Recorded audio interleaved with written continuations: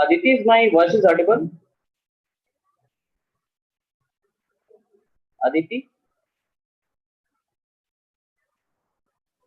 Yes, sir. You're audible. Okay. Rima, are you there? Yes, sir. Okay. Thank you.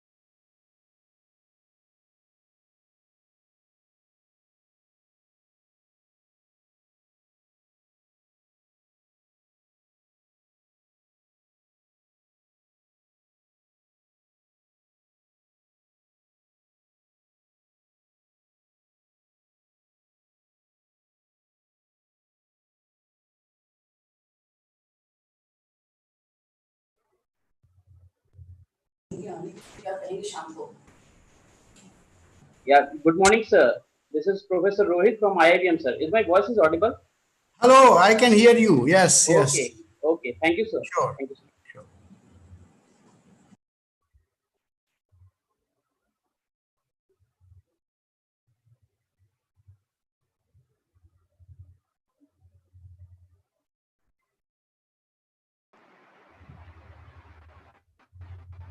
Yes, Bhavan Singh, sir. Is my voice is audible to you, sir? My voice is totally audible. Thank you.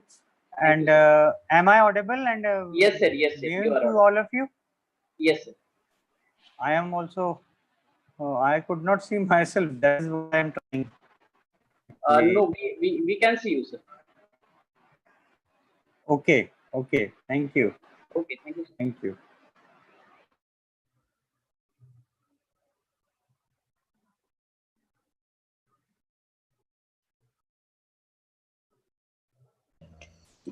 Yeah, Suman Pandey, ma'am. Is my voice is audible to you, ma'am?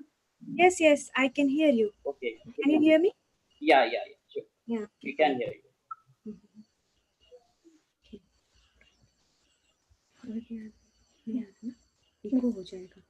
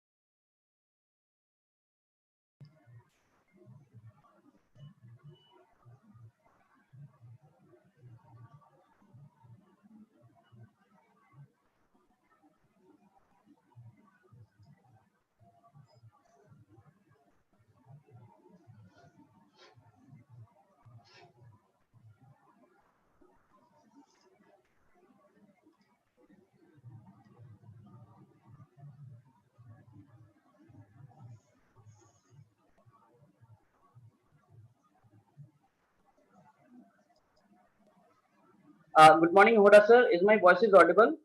Yeah, good morning to you and good morning to every one of you. You are audible to me. Okay, sir. Thank you so much, sir. It's my pleasure.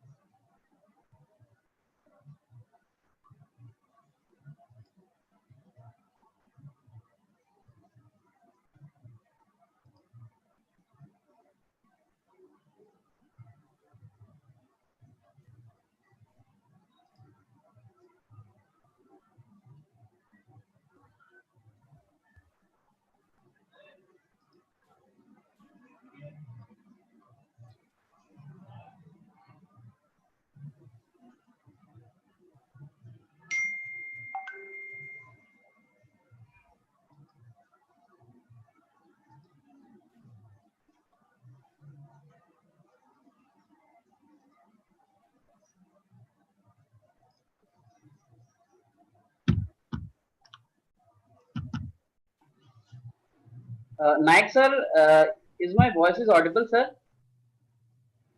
Sir, please unmute, sir. Sir, your mic is yeah. Now it is audible? Yes, sir. You are audible now, sir. Audible, na? Yes, sir. Good morning to everybody. I think. Good morning, good morning, good morning, bhai bhai, good morning. Chote bhai, good morning. Kaise? आपकी दुआएं, all your best wishes, blessings. Very good morning. Bharat ji, not Dr. Bharat has joined. Yes, sir. Bharat sir is also joined, sir. But his face is not Suman visible. ma'am. Yes, sir. Good Bharat sir is morning. now. Yeah. Good morning. Good morning. How are you? Fine कैसे है sir? ठीक है। आप तो Bas, सबसे all well, all well. आप तो सबसे before time that is the thing that you are always best. You are always best. Chief guest and always best. You enter fast. Rathore साहब नमस्कार. राठौर जी very good morning to Subrat, Bhagwan, Suman, everybody.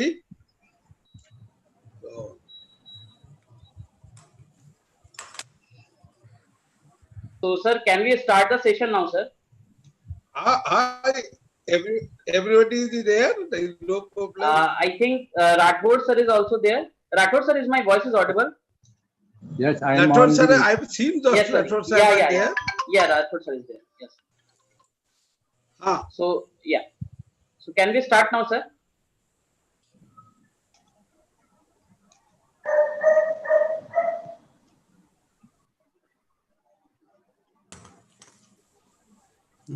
Hello. So, once again, very good morning to all delegates, participants, faculty members, and all our respective guests. I welcome you all on behalf of whole IIBM family and Computer Society of India, Patna chapter, for this today's one-day international webinar on opportunity and challenges in digital payment. With these words, I like to start today's session, and for our first opening remarks, I like to introduce Professor A.K. Nayak. But for introduction, I like to welcome Reema Sen, student PGDM second semester from IIBM. Reema. Thank you, sir. Thank you, Rohit, sir. Now, I would like to invite our webinar chair, Professor A.K. Nayak, sir.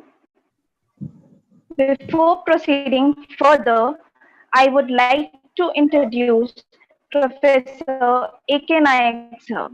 He is immediate past president and chairman academic and awards committee, Computer Society of India.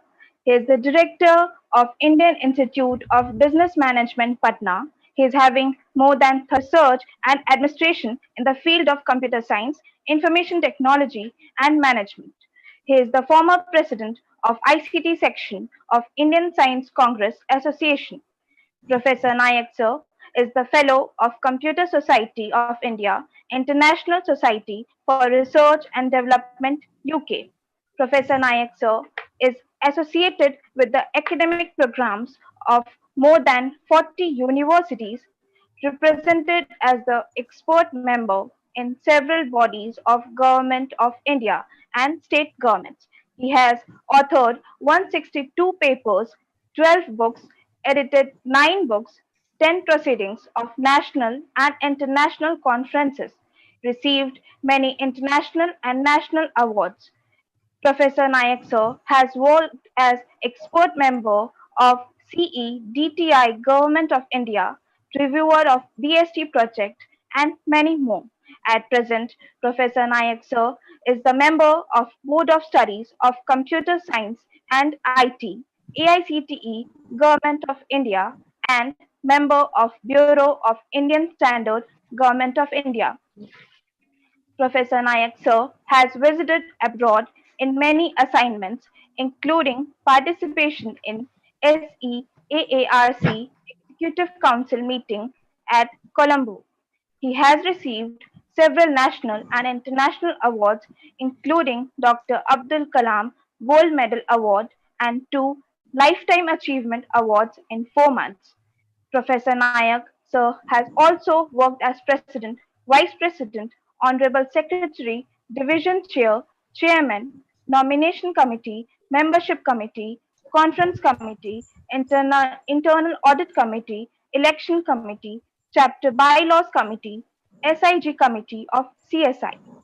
Professor Nayak sir had been the Director General of National Association of Computer Educators and Trainer member to Technical Committee of International Federation of Information Processing, Vienna, Austria.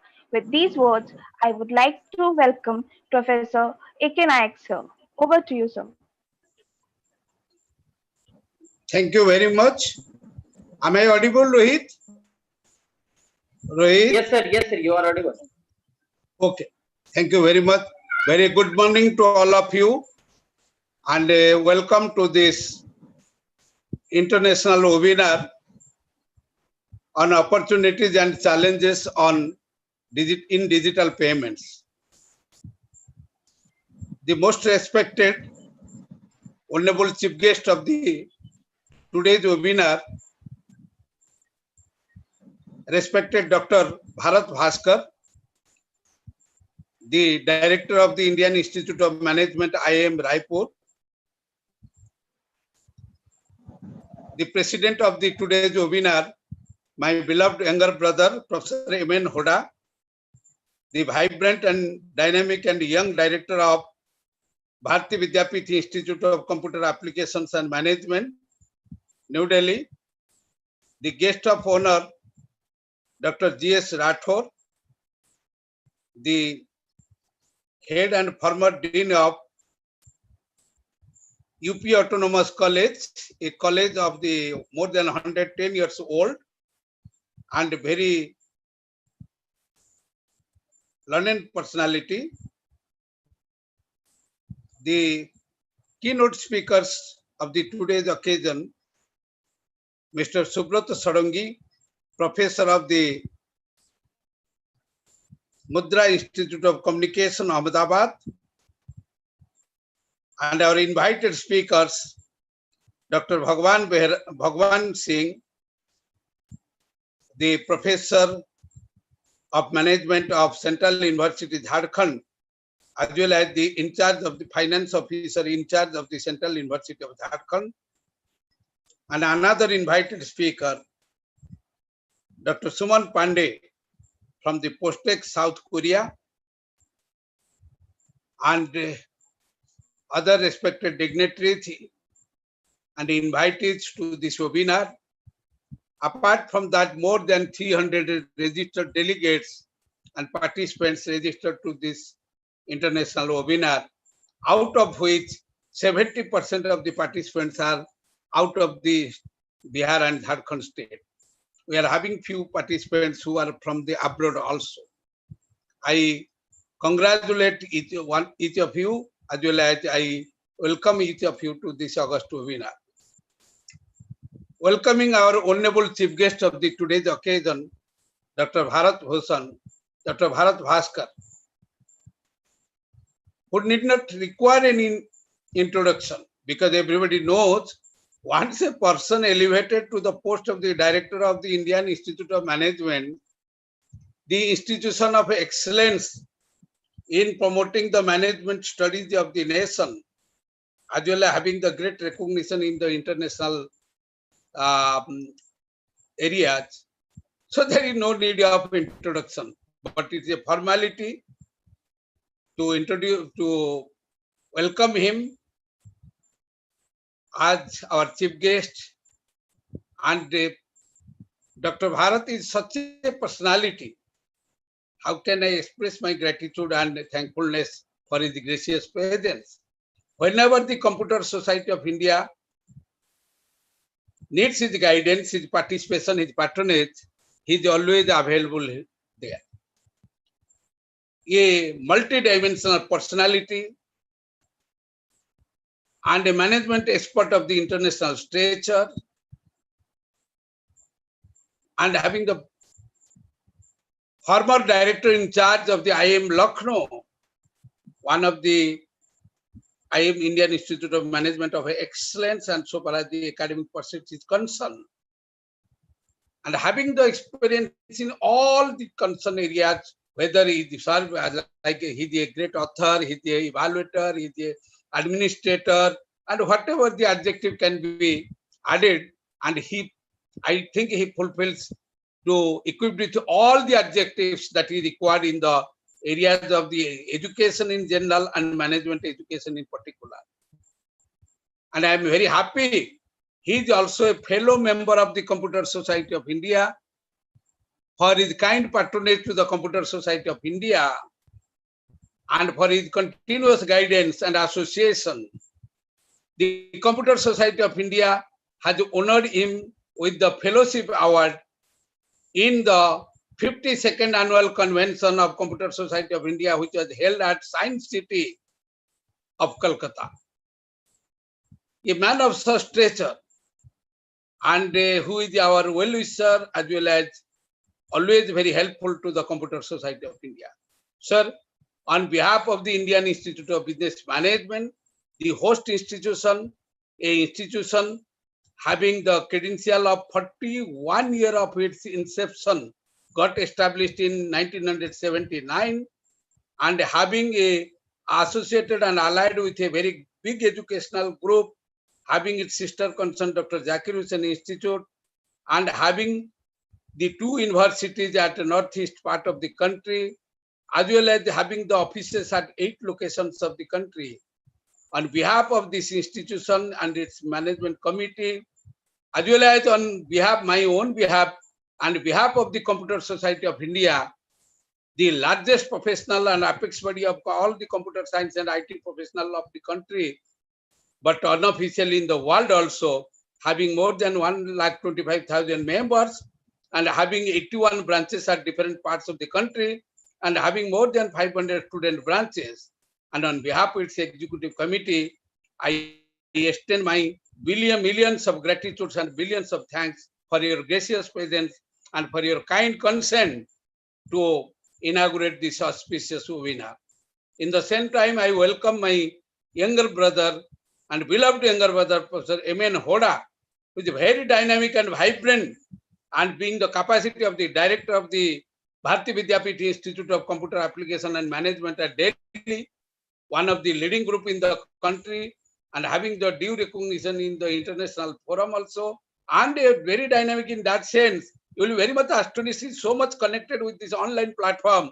In the pandemic period, perhaps he is the only person and only director who has completed 8 or 9 number of faculty development programs from duration of 1 week to 2 weeks, even if 1 month duration of the faculty development program, and more than 14 number of the webinars, as well as and many other allied activities. And you will be happy to note that today, for the entertainment of the Computer Society of India members and the IT fraternity, the Bharati Vidyapith Institute of Computer Application and Management under his leadership, today and afternoon is the Hasya Kavi Sammelan is also being organized, for which many more than thousands of the participants will be participating, the audience will be there. So, and that kinds of personality is associated today to preside over this webinar. I also extend my welcome to the gracious presence of Dr. G.S. Rathore, who had been the guide of, or one of the very prominent speakers today, Dr. Bhagwan Singh, the professor of the Central University, Jharkhand, who I treat as my academic son, and he is the guru and guide of Bhagwan. So I pay all my respect to him for his gracious presence today. And he is also the editor of an international journal. And I have to mention Dr. Hoda is also the chief editor of the International Journal of Information Technology, which have been duly indexed by the Scopus. And these kinds of personalities are there. And as the speakers, Dr. Subrata is there, who happens from the Mudra Institute of Communication, Ahmedabad. There is no need of the introduction of the Mudra Institute of Communication. It is a national institute of excellence that everybody knows. And Dr. Bhagwan Singh happened to the professor of the Central University, Jharkhand. Particularly, he is a cyber expert, though he is a management professor, and have written 2 books on the online digital payments and the cyber transactions, and as well as Dr. Suman Pandey. You'll be happy to note that he's an alumni. She's an alumni of this organization, and she completed her BCA in the year 2002, and after that did MCA and gone to South Africa and did with the doctorate PhD, then became served at the faculty. Now she is a post-doctoral scholar of the post-text of the South Korea. And today I'm very much proud that she is here also to deliberate upon his theme on the security aspects of the digital payments. And this galaxy of speakers and along with our honorable chief guest, who will be flowering and coloring to the today's webinar. And I am much grateful and extending my millions of gratitude and billions of thanks for the gracious presence of each and everybody. And today the topic what we have decided, it is very persistent to the time being that we have decided the opportunities and challenges of the online payments. My dear friends, you must have heard yesterday in your Prime Minister's speech, he had told that this pandemic period, which has compelled lot of things to do which have not been the common practices, that the all digital payments have, quantum of the digital payments have been grown thrice. And a survey tells also, in last year, the digital China is having the growth of the 48% of the digital payment, whereas India is having the 55% of the growth of the digital payments. India is moving forward like anything so far as the online connectivity is concerned, so far as the internet penetration is concerned. It is a leader in the Asian countries so far as the internet penetration and mobile penetration is concerned. Today, our mobile density, because we use the mobile in the massive scale for the payments nowadays, a mobile density, you can imagine more than 92%, and India is having near about 1.25 billions of the mobile connections compared to the 1.35 billions of the people. We have crossed more than 65 crores of the internet connectivity, having more than 60 crores of the smartphone.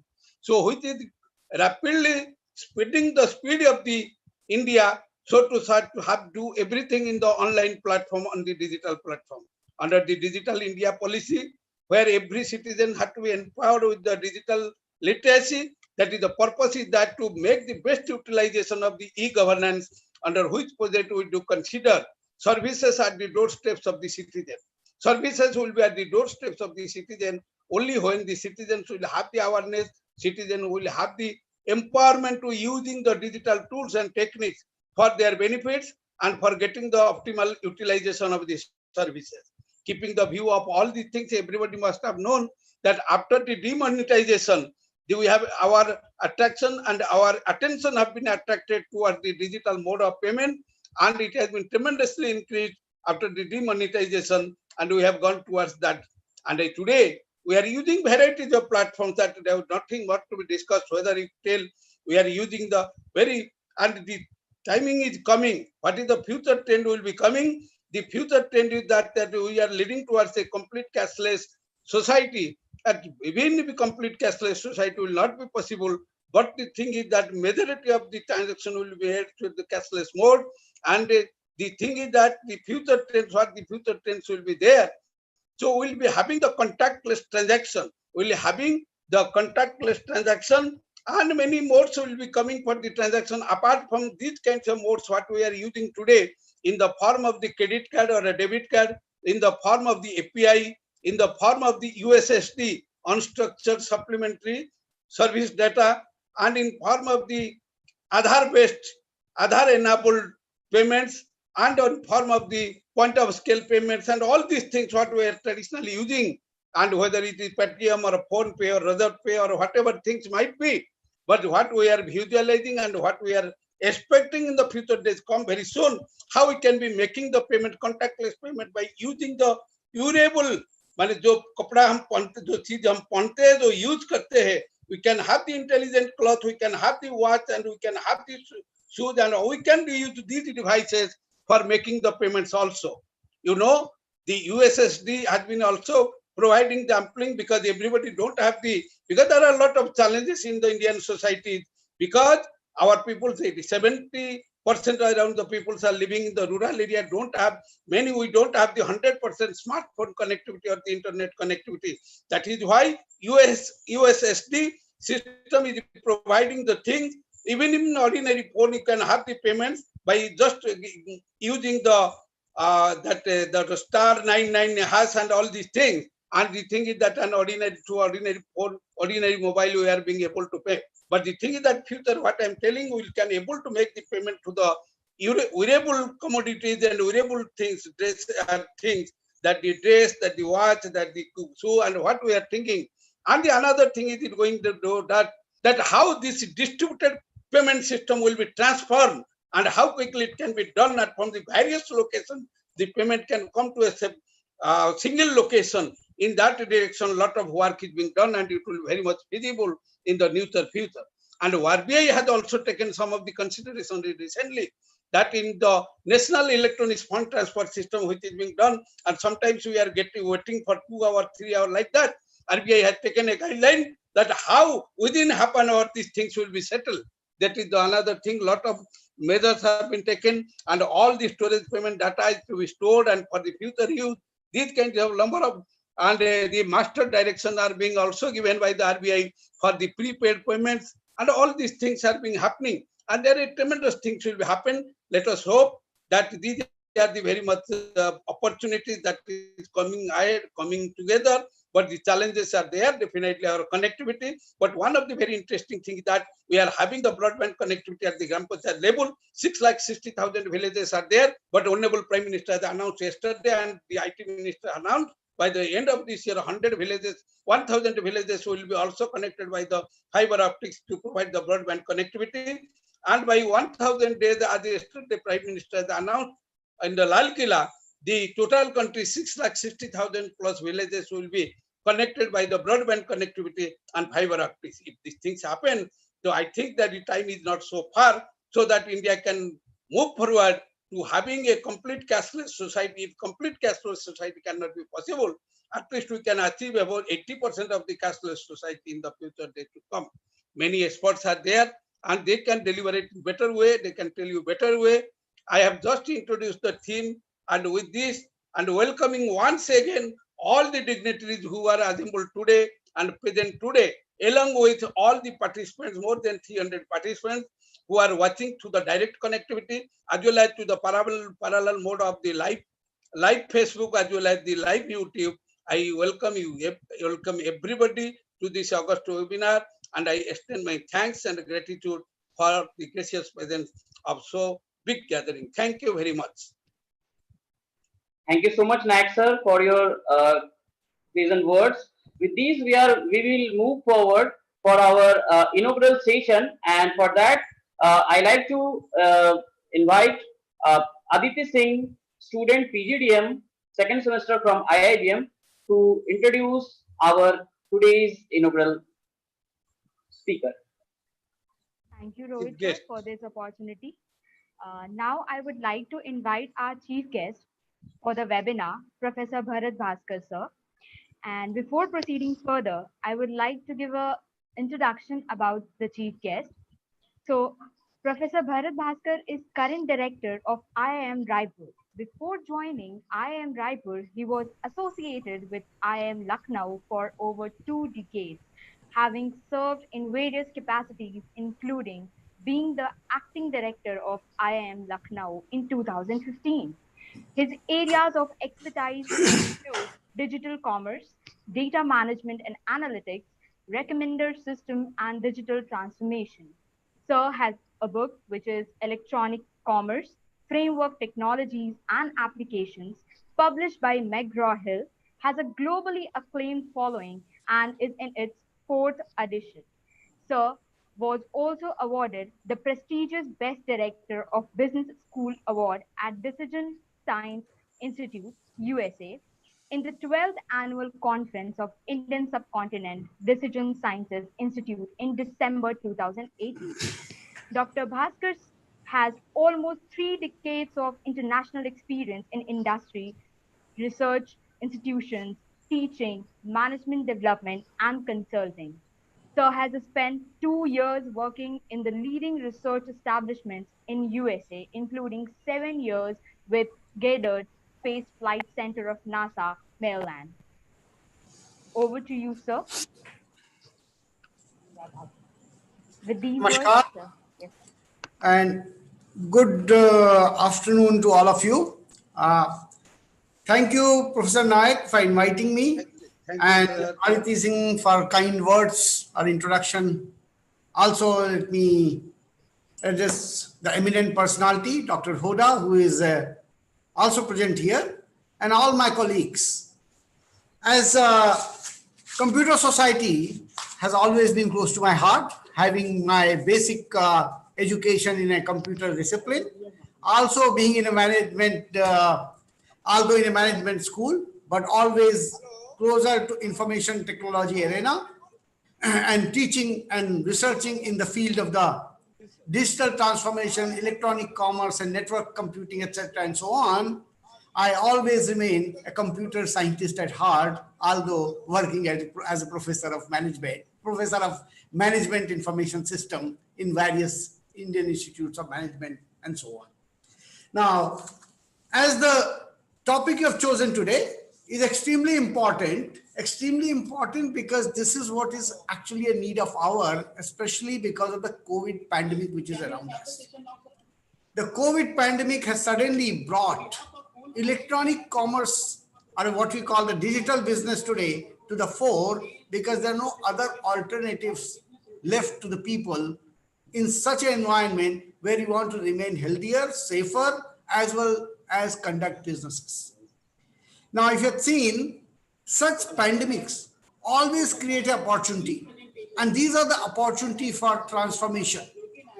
Transformation, if you look at the recent event, the prior to this COVID, there's another similar virus called SARS, which happened predominantly in the China and the southeastern countries. The Chinese and the southeastern countries were really affected by it, and the consequence of that, they had to adopt for retail purposes the electronic business models.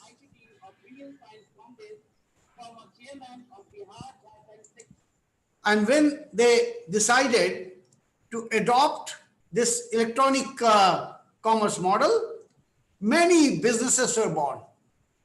And amongst them, even the top 10 market capitalized by market capitalization world companies, 2 of them are there. One, what we popularly know as Alibaba, another Tencent, the owner of WeChat and various other applications. Huge transformation happened in Chinese economy from physical to digital, and not only digital in a sense only in China. Today, Alibaba, Tencent are also major investor. Many of the electronic commerce companies, or what you call the digital business companies, or digital technology companies around the world, including in India. Right? Because they are sitting with so much surplus cash. Like Google, they're competing directly with the Google, Apple, Microsoft, and Amazon, which are the top 4 market capitalized companies of the world.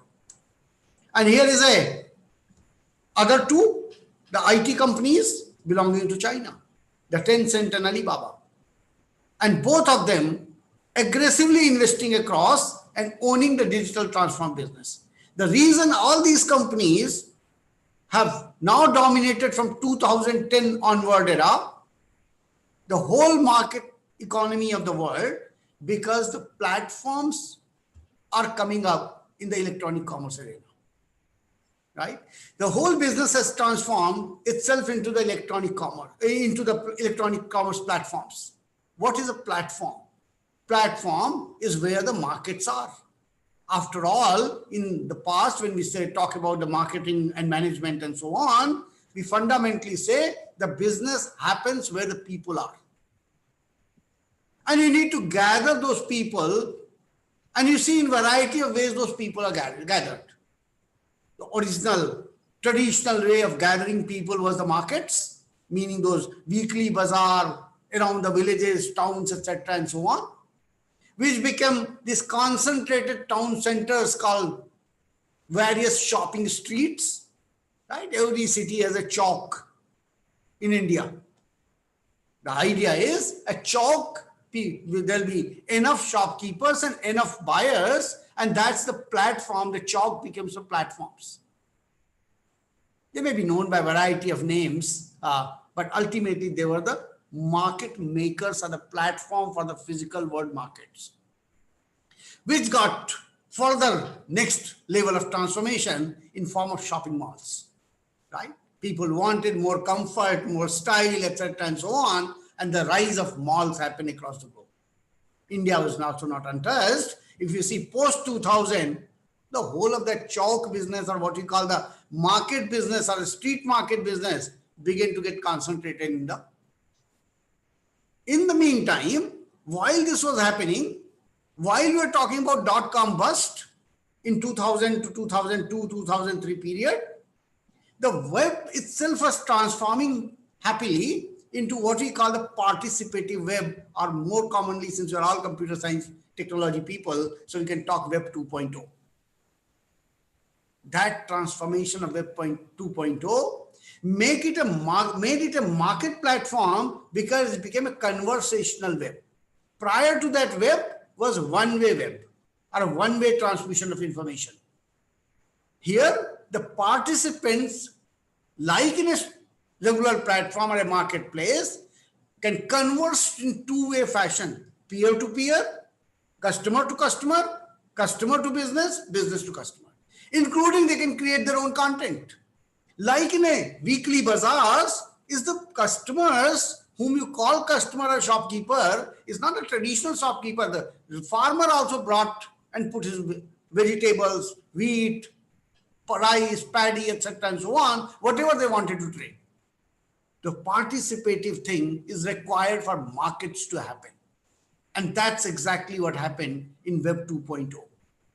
The new era companies, prior to that, what you call the business service infrastructure companies like Google, etc. and so on, the new participative companies were born, and one of the dominant example of that is a Facebook, WhatsApp, and all that, what we call the social media today.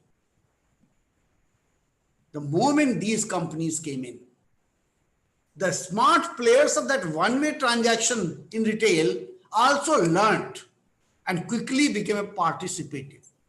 How? Amazon is not a business anymore. Amazon is a platform to me. When I analyze the competency of the Amazon, why it's a strong business, why it will be difficult to replace it by somebody else, it's not that technology barriers and how retail concentration they have, how big a platform they've become. When I say platform, because Amazon is not a retailer which stocks the goods and sells it to you. Amazon immediately became a participative. It says, you as a shopkeeper may have a small shop, big shop, you have a supplier, you may not have a physical presence in the shop, but you have goods with you, you can place them in Amazon by your own brand, own name, own etc. and so on. So Amazon today provides a platform for millions of customers like you and me to go and search for the products in Amazon.com or Amazon.in or whatever format, country you are in. On the other hand, to the businesses, it provides a platform to come in without knowing much of the technology, just place your goods there. So I can create a store within Amazon's store. We are known all as Amazon's store. You and I as a customer, buyer, think it's Amazon's environment we are in. Facebook is similarly a platform. Not only you and I, Facebook doesn't create anything. Does it create anything other than the technology platform? You and I create content. You and I place the content. You and I argue on those content and become conversationalist. And then the businesses come in and read our mind, read our inclinations. Based on that, they place the products. The advertising being one of the product. But there are many other people sitting on that platform. Many of you may not realize, many of these popular games, Farmville, etc. and so on, all the games of Zynga, right? Farmville, Cityville, bunch of them, and most of you are one point of time or other played, and I'm old timer, so I may not know what is the latest trend in these games which is going on with you. You may have adopted newer games. They're all on the Facebook platform. The game maker gets an advantage. They don't need to do advertising. They don't need to do a great deal of things. They don't need to even have a mechanism how I reach out to so many people. They have a partnership with the Facebook. They develop the games and put it on a Facebook platform where millions and millions of us as users go there, use that, and they generate the revenue, and the share of revenue goes to the platform maker. Like in a small shopping mall, the mall keeper also takes, or mall owner also takes a share in form of rents, etc. In the old bazaar, the market maker used to charge every time you put a shop, some kind of a taxation on you. So it's that kind of a model which we are talking about is happening around the world. And because of that, the electronic commerce or digital business is estimated, because digital business, the definition is very fluid. What we call and really put in the basket of a digital business. So people estimate out of the global economy, roughly on the conservative estimate, when you say the pure play is the only digital play, or you call it mixed play is a digital play, 5 to 20% is estimated to be of the global economy. And how big is the GDP of the global economy? In US dollar terms, it's $80 trillion. In a purchase price parity terms, it's about $130 billion. And I'm talking about 5 to 15%, that means a trillion, which means somewhere around 5-6 trillions to 15 to 16 trillions is the size of the digital business today. We are talking about growing our economy to 5 trillion goal, and much bigger, and a conservative estimates is the size of the digital economy today in the world. Now, this economy is powered by the most appropriate topic you have chosen today, called digital payments. Because this economy, other than having the platform, requires two other important elements. It requires many other important elements, but I'll concentrate on having the platform giving you all the other important elements. I can place my business there, but then I require two additional things. One, the sense of security on that platform. I'll place my goods in that shop or in that platform, and what is the security? Everybody will not download it for free. The second, I will get paid, but in what form? The money in cash cannot be transacted there. So how will I get my money? In form of a digital payment mechanism. And consequence of that is what Dr. Naik had already pointed out, how huge an impact on digital payment this economy has. And we need a cashless economy, not for what the purpose demonetization was carried out initially, but for the purpose to be a dominant player in the world in participating in digital economy. There are many challenges. Dr. Naik has already pointed out, there's a BHIM, there's a UPI, there's a Aadhaar-enabled payment system. The government is already putting in. There's also a regulatory technology is also coming in place, but there are a lot more managerial framework work needs to be needed in order for people to feel secure, because trust is going to be an important factor. There are many newcomers. It's not a question of trust, even they trust. They're not a digital natives. Many of you participants are digital natives, but many of my generation are not digital natives. They may be duped, and they're constantly duped by these players. Well, how managerially we can protect them? By managerially, when I say technology is required to protect them, but then when you are mentally being duped or lured into something, there should be some kind of a platform or regulator which provides the insurance or a variety of other layered mechanism of security. So more and more people can participate in digital economy. The enabler is already there. We have 90 crore people in India, the second highest population on the internet using mobile technology. They're only next to China, which has slightly more than 100 crore. We are the biggest market. We need to be enabled. And this new mechanism, new COVID crisis has forced not us, the global economy to shift very widely. Interestingly, across the globe, it is important to note that more than 200 crore people are there who are participating across the countries in various kind of transactions.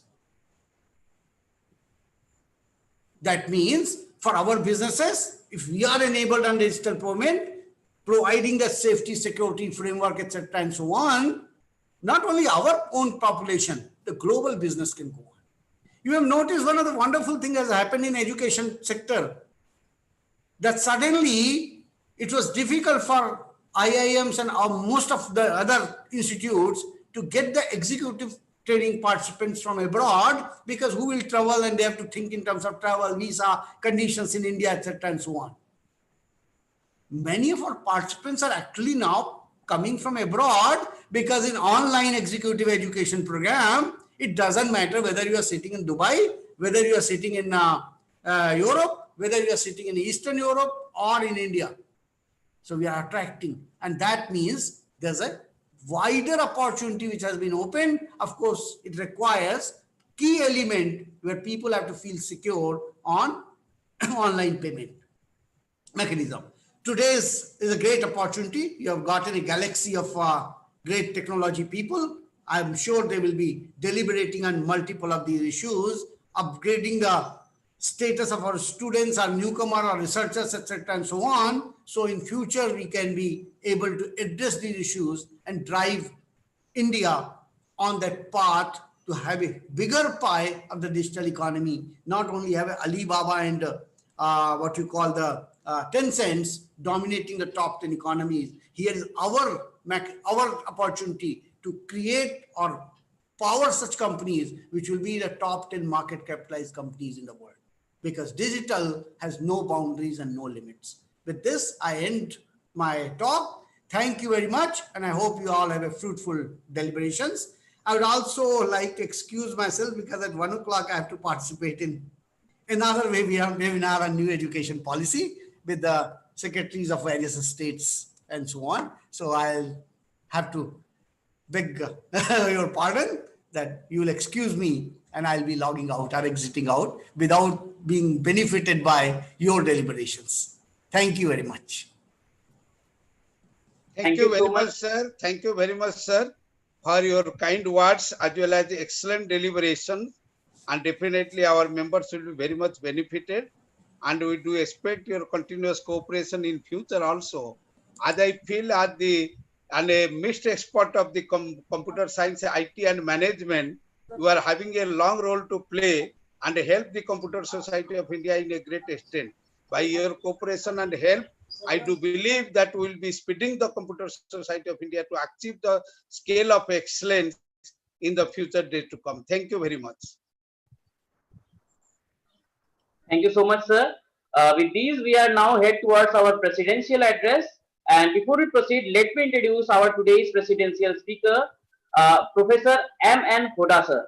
Professor Hoda is working as a professor of computer science and director at Bharatiya Vidyapeeth Institute of Computer Applications and Management, New Delhi. He has over 22 years of experience in academics in different capacities.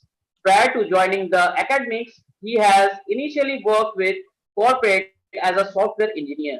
He is an expert member of many broad-level committees of DST, CSIR, and MHRD. He is a member of Academic Council of GSSIP University, New Delhi, since last 12 consecutive terms from 2006. He is also served three terms as a member of Board of Management, the apex management body of the university, and one term as a member of Court of GSSIP University, New Delhi. He is the editor-in-chief of International Journals of Information Technology, indexed with world's premier abstract and index database like TVLP Germany, INSPEC UK, Google Scholar USA, etc. Being published by Springer Nature, the world's largest publisher of scientific documents. The journals he has enlisted in the UGC list of approved journals. He has recently been elected as a member of National Government Council, the Institution of Electronics and Telecommunication Engineering, New Delhi, for a period of 3 years from 2006.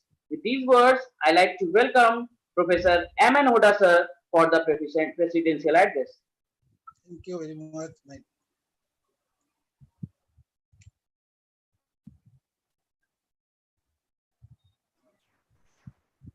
So good afternoon to all of you. My elder brother and encyclopedia of many of the professional societies, Computer Society of India, IST, and to whom we term as Bhishma Pitama of the IT education and IT services in entire Northeast states, Professor A.K. Nayak Saab. Thank you, brother.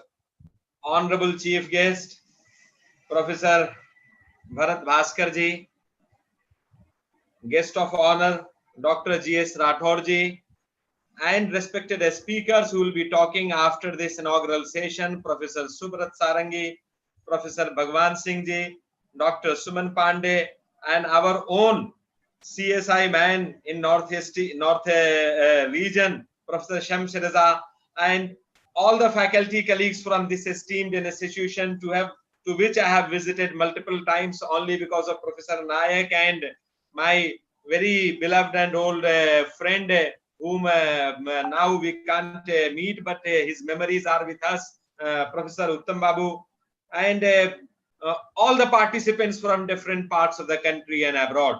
It's my privilege to interact with all of you, to share my experiences with all of you. In fact, the kind of the talk which Honorable Chief Guest has already given and sensitized to all of us related to the digital payment, no more talk is required. But because the program Professor Nayak Saab has organized in a way that so many of experts have been connected, so every expert will be talking some or other dimension of the digital payment.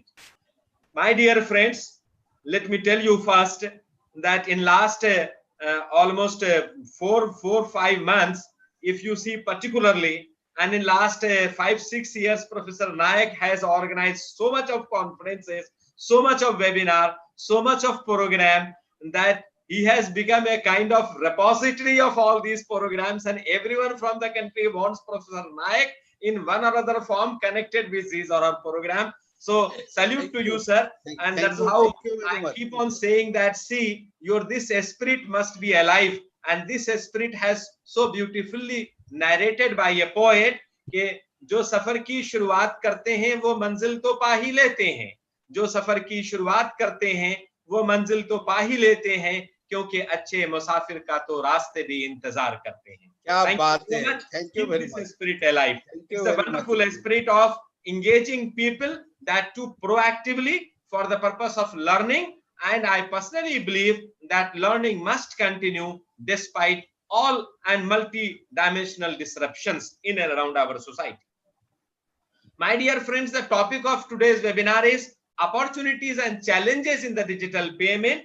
Let me tell you upfront that if in last 5 years in particular and last 10 years in general, if you look back at the kind of the IT applications which have come up in the society, and that too I was so fascinated with Honorable Prime Minister discussed during his launch of India's digital mission, when he said that IT plus IT will be equal to IT. And we all are technology people. We know the first IT he meant that the India today, and the second IT he meant that the information technology. So India today with information technology will be the India's tomorrow. That's what the fascinating statement which Honorable Prime Minister has given. And at the backdrop of that statement, let me tell you that disruptive software applications have dismantled all traditional business processes in and around us. Ola, Uber, Paytm, PhonePe, Google Pay, Bheem UPI, and other forms of digital payment, which includes a debit card, credit card, a smart card, e-wallets, e-cash, electronic checks, so on and so forth. All are the examples in which the huge penetration of digital technologies are happening, and that penetration is increasing every coming day. My dear friends, electronic payment not only lowers the cost, not only gives a better experiences to the business in the business environment to my customer, but also helps also facilitate in customer retention, which has become a bigger issue at this moment. We can't afford only to have new customers every day. or we can't afford to have only the old customers every day. Both are important. So digital payment drastically improves that kind of experience or that kind of facility in which you are retaining your old customer and you are bringing your new customer because of the good experiences, because of the seamless availability of the technology. That is what is the primary advantage of the digital payment. When I was listening to Professor Bharat Bhaskar, he has already elaborated all possible dimensions of the e-commerce and the kind of the penetration and the growth which e-commerce has got during in a particular season last 4 or 5 months because of this COVID in particular. And of course, after the new government came in 2014, and then the demonetization came into picture, and then all digital payments were pushed. See, where was Paytm and where is now Paytm? We didn't know 5 years ago about PhonePe. We didn't know 5 years ago about Google Pay. We didn't know about Beam UPI. But you see the kind of these applications, the kind of these digital payments are transforming our experiences in a big way. But yes, it is not that the technology which is available for us is free of challenges. Technology and particularly digital payment also have got challenges. And it's not only that digital payment has challenges. To be honest with you, even the physical mode of payment also have got the similar challenges. If I am moving with hard cash notes in the market, the way there are probabilities that someone may snatch my purse. In the same way, there is a probability that someone may hijack my transaction, someone may intrude in an unauthorized way and see to it that they divert the transaction or modify the transaction, and the issue of non-repudiation and integrity can come in. So the challenges will be in every mode, whether you are talking of physical mode or you are talking of virtual and digital mode. But yes, the nature of the challenges will differ, and the challenges could be many in digital mode as well. Challenges, the primary challenge which in today's time is coming up in a digital payment environment is privacy and possibility of identity theft, on which a huge research is going on. The second important challenge which is coming up in today's time is fraud and chargebacks. How are we going to deal with these kind of issues? And the third important challenge which is coming up is cross-border transactions. If we are transacting or purchasing something or paying something outside our border, then which taxation rule, which kind of IT act or which kind of cyber laws will be at my rescue if something go wrong? And then of course, the challenges, because technology is ever evolving, so the challenges will be also with respect to the technical integration of the applications or the web portal with the kind of the digital payment. And then next issue is that how many type of digital payment I should be in a position to subscribe.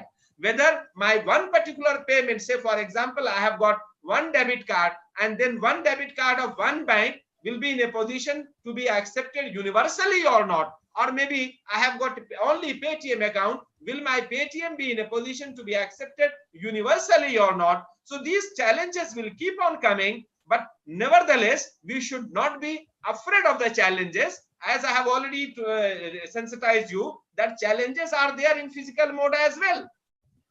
So when challenges are there in physical mode as well, similarly, there are challenges in digital mode. So the way we take precautions, the way we take kind of safety measures in physical mode, exactly in the same way, we have to take the precautions and safety requirements in digital mode as well. And fortunately, there are many safeguards available to protect our sensitive personal information and sensitive financial transactions from going into a wrong hand. That's the kind of infrastructural support which is coming up. This infrastructural support is also increasing every coming day. And the time when we are discussing, now we are in a pure digital age, which is also known as Industrial Revolution 4.0, Industry 4.0.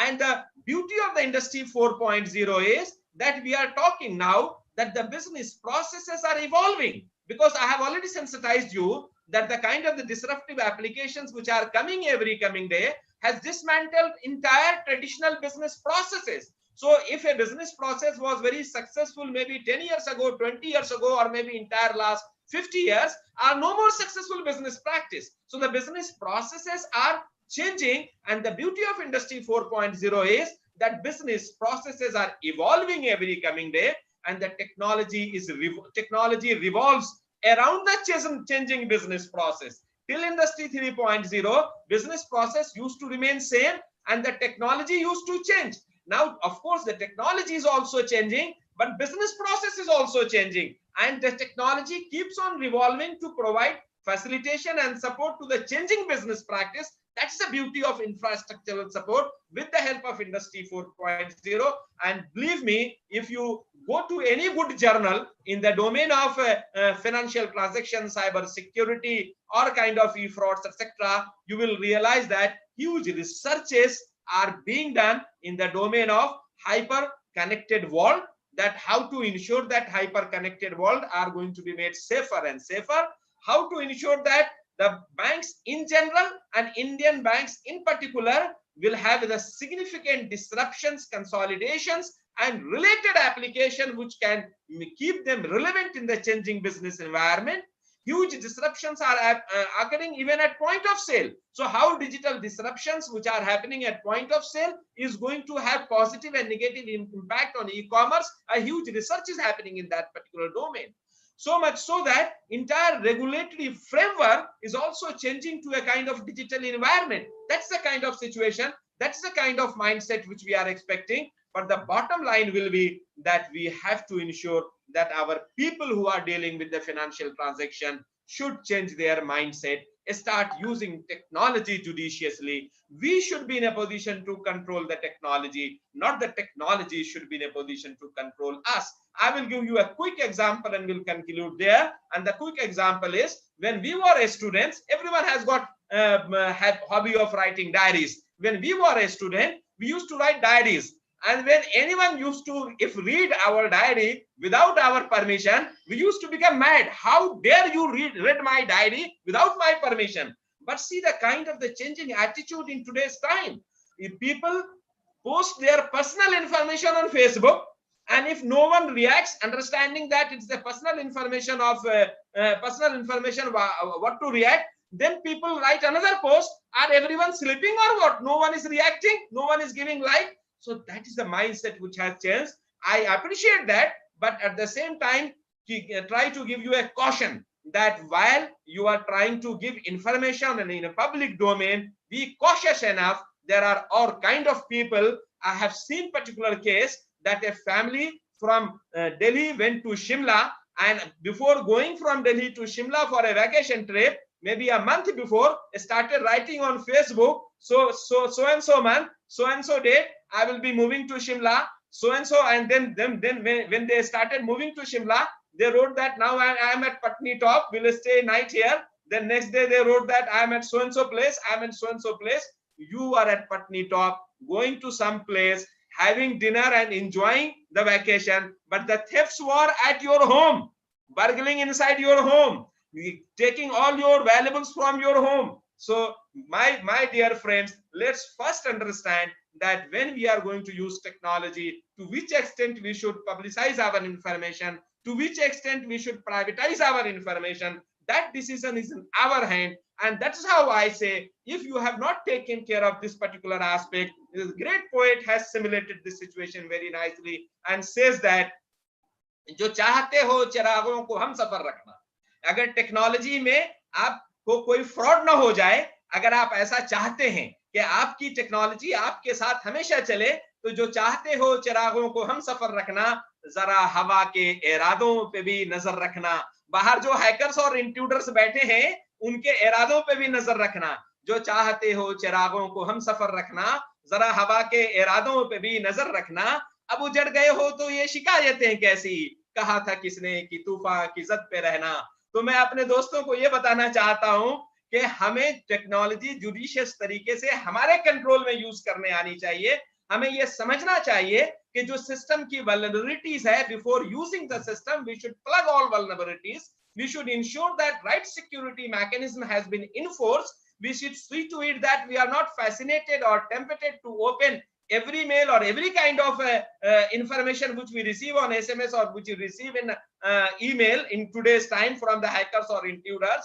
And then after plugging all kind of vulnerabilities, We should again say in the words of great poet अल्लामा इकबाल कि जब मेरी सारी vulnerabilities और सारे points plug कर दिए गए हैं, सिक्योरिटी सिस्टम इन्फोर्स्ड है, तो इकबाल कहता है कि मेरे सारे दुनिया में जो मेरे हरीफ हैं उनको बताओ कि मैं आंधियों की जमानत लिखा के आया हूं, मेरा चिराग हवाओं के पास रख देना।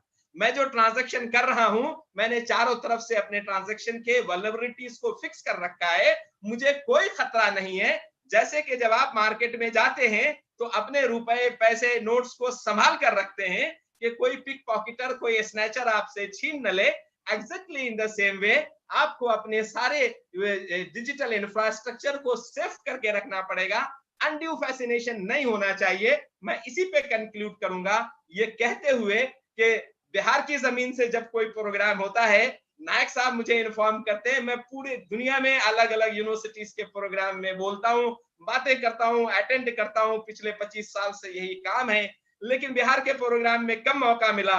नायक साहब मुझे हमेशा कहते हैं आप बिहार के रहने वाले हो, बिहार से आपने अपने पढ़ने की शुरुआत की है।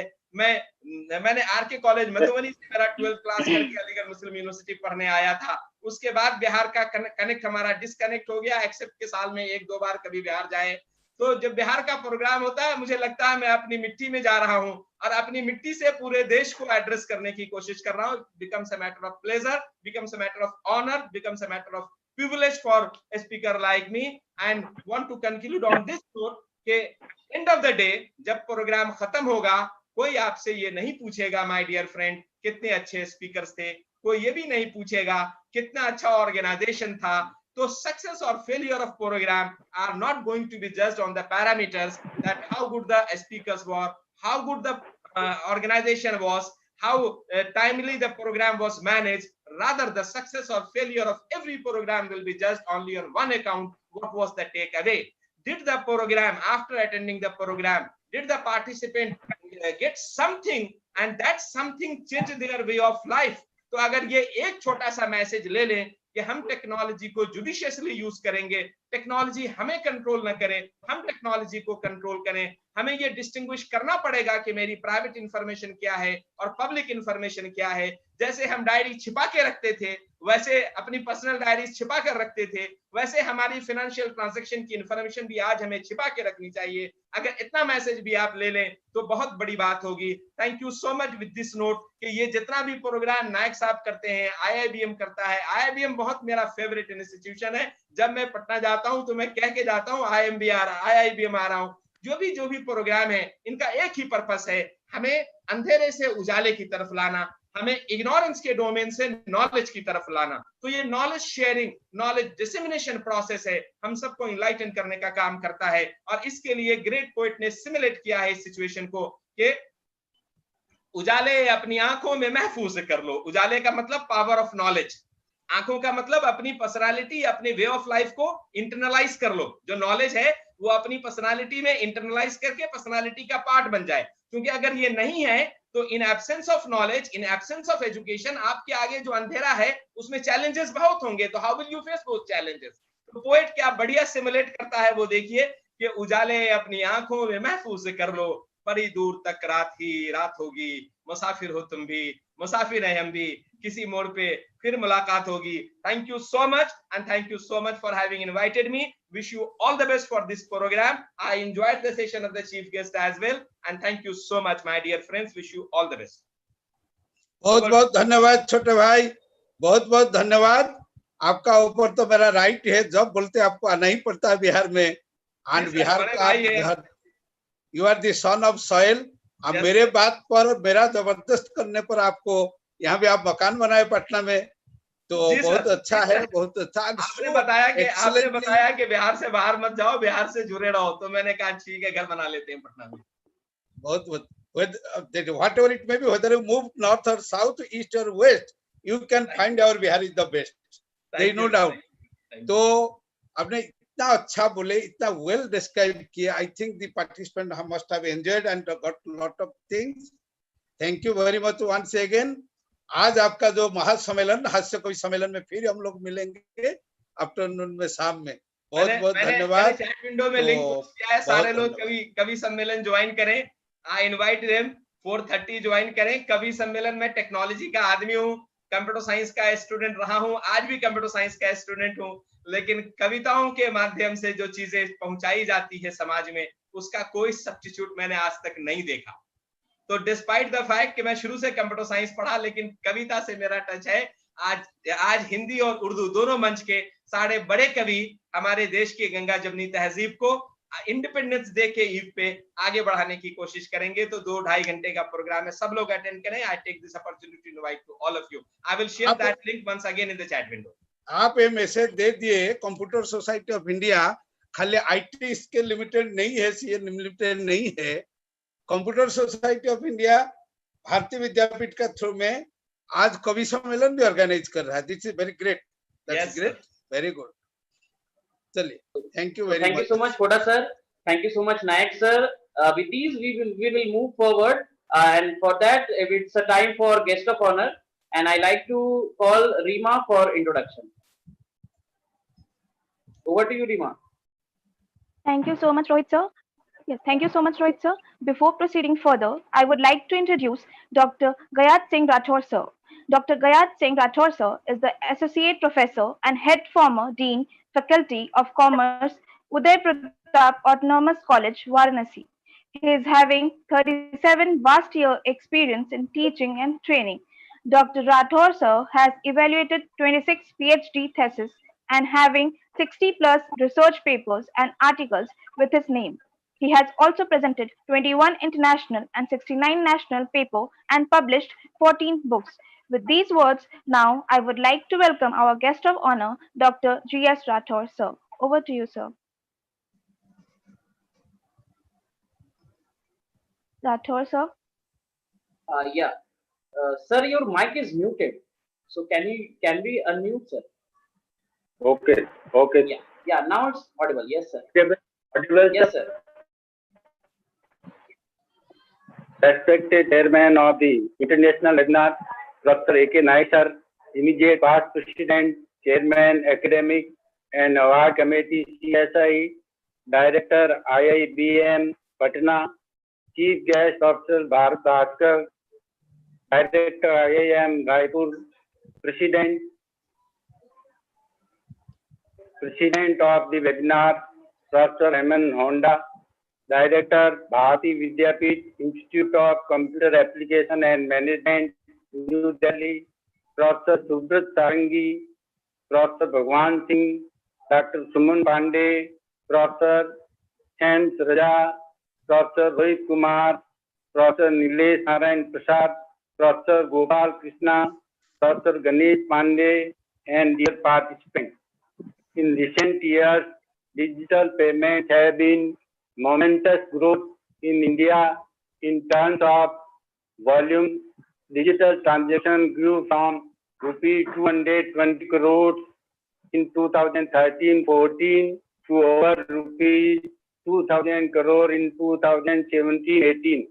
This huge growth is largely credited to unified payment interface-based mobile transactions, which saw over 3 billion transactions last year, with 620 million transactions worth rupees 1 lakh crore in December alone. Demonetization and adoption of UPI platform by national and international players like Google, WhatsApp, Paytm, and PhonePe have played a significant role in enabling the rural Indian economy to move towards digital payment in a big way. While digital transactions continue to grow, cash still plays a massive role in the economy, with currency to GDP ratio pegged at 10.7% as on March 2019. Even though the number of digital transactions is a positive sign for the economy, we are far from creating a robust digital payment ecosystem. There are several structural challenges that are hindering the growth of digital payments in the country. While a growing number of e-commerce platforms are adopting digital payment methods, consumers still prefer the option of paying by cash. This phenomenon is an part related to the scale regarding cybersecurity in digital transaction. It is to be noted that during 2016-18, India was the second most cyber attack affected country.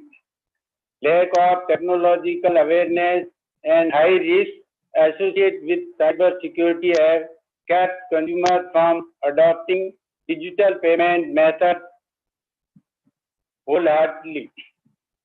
While there is no depth of digital payment modes ranging from debit or credit card to online banking, there is a need to make transactions cheaper and enhance interoperability of the payment system to make them more flexible for the stakeholders.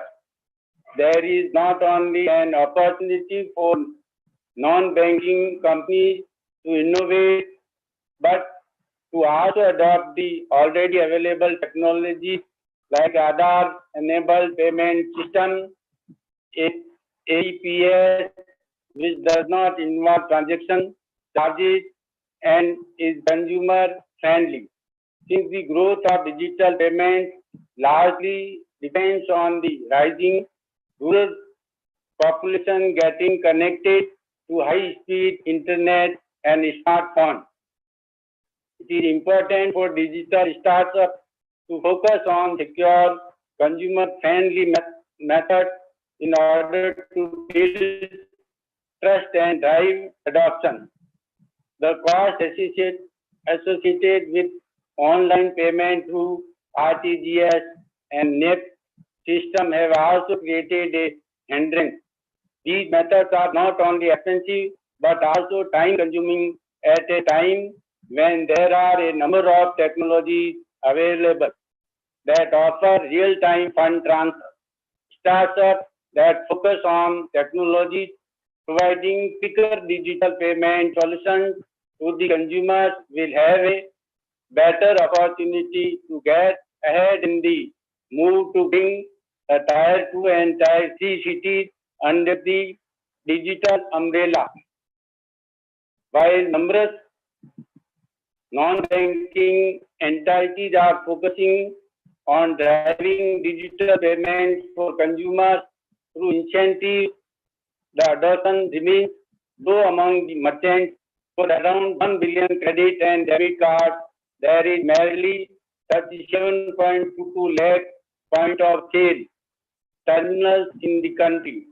In order to boost digital payment, there is a need for more POS terminals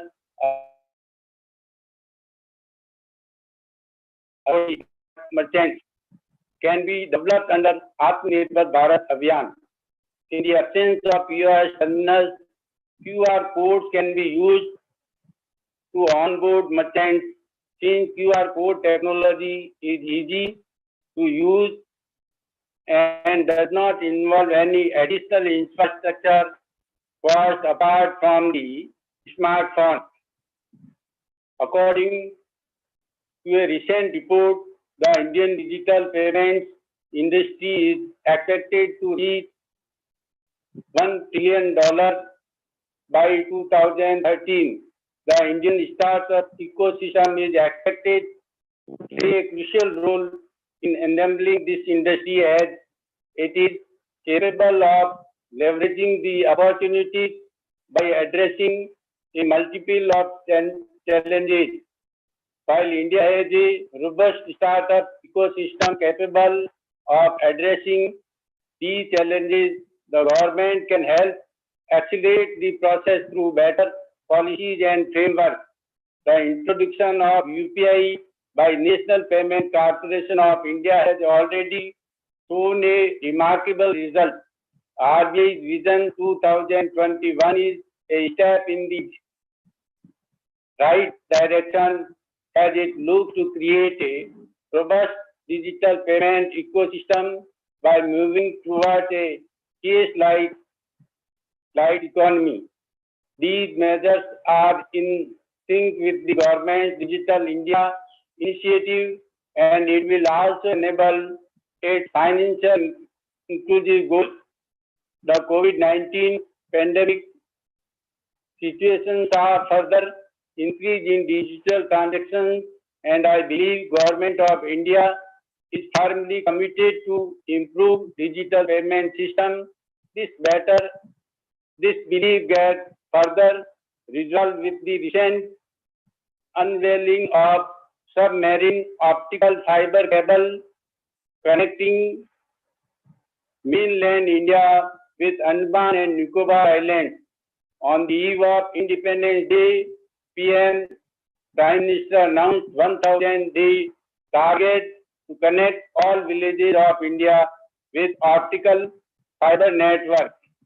Prime Minister also indicated about new national cyber security policy to be presented shortly in public domain.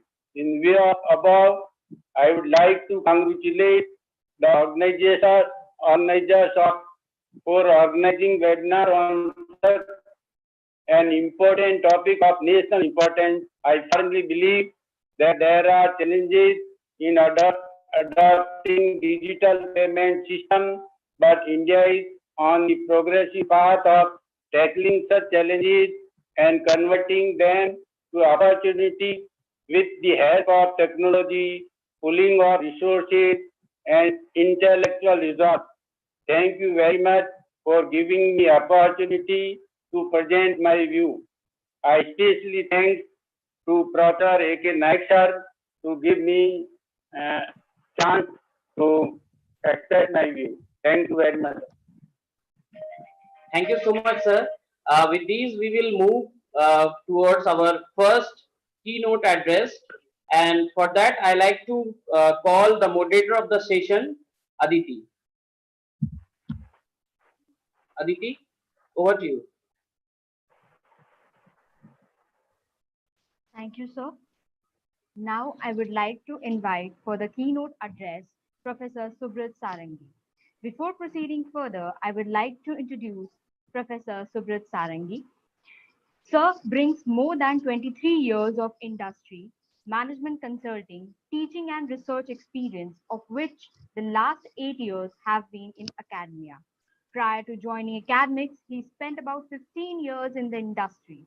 He has worked with Jindal Steel and Power Limited, Raigarh, Avoint Consulting, Mumbai and Chennai, IBM Global Services, Wipro Consulting, Bengaluru, IGET Patna, Bengaluru, and Verohe Incorporations as Vice President, Market Intelligence, with about close to 500 direct and indirect reports and annual revenue responsibility of about 20 million USD. At IGET and Verohe, Subrat Sir was in the executive body and involved in strategy planning and decision making at the leadership level. Before he joined MICA in June 2018, he was an associate professor at KIIT School of Management. His research interests include quantitative modeling in product management and distribution support analytics and applications of fuzzy sets in multi-objective decision models in multi-market context. Currently, he is pursuing research projects on omni-channel and hyper-local distributions and multi-objective decision models for fleet mix and sites. His teaching interests include B2B marketing, marketing research, strategic management, supply chain management, and doing business in emerging markets. Very recently, he was rated as top 3 faculty for 2019-20 at MICA in an independent research done by InsideIIM.com. Subrat Sir is a visiting faculty to IIM Bhubaneswar, XLRI Jamshedpur, IIM Sambalpur, and Flame University, Pune. With these words, I welcome him for the keynote address.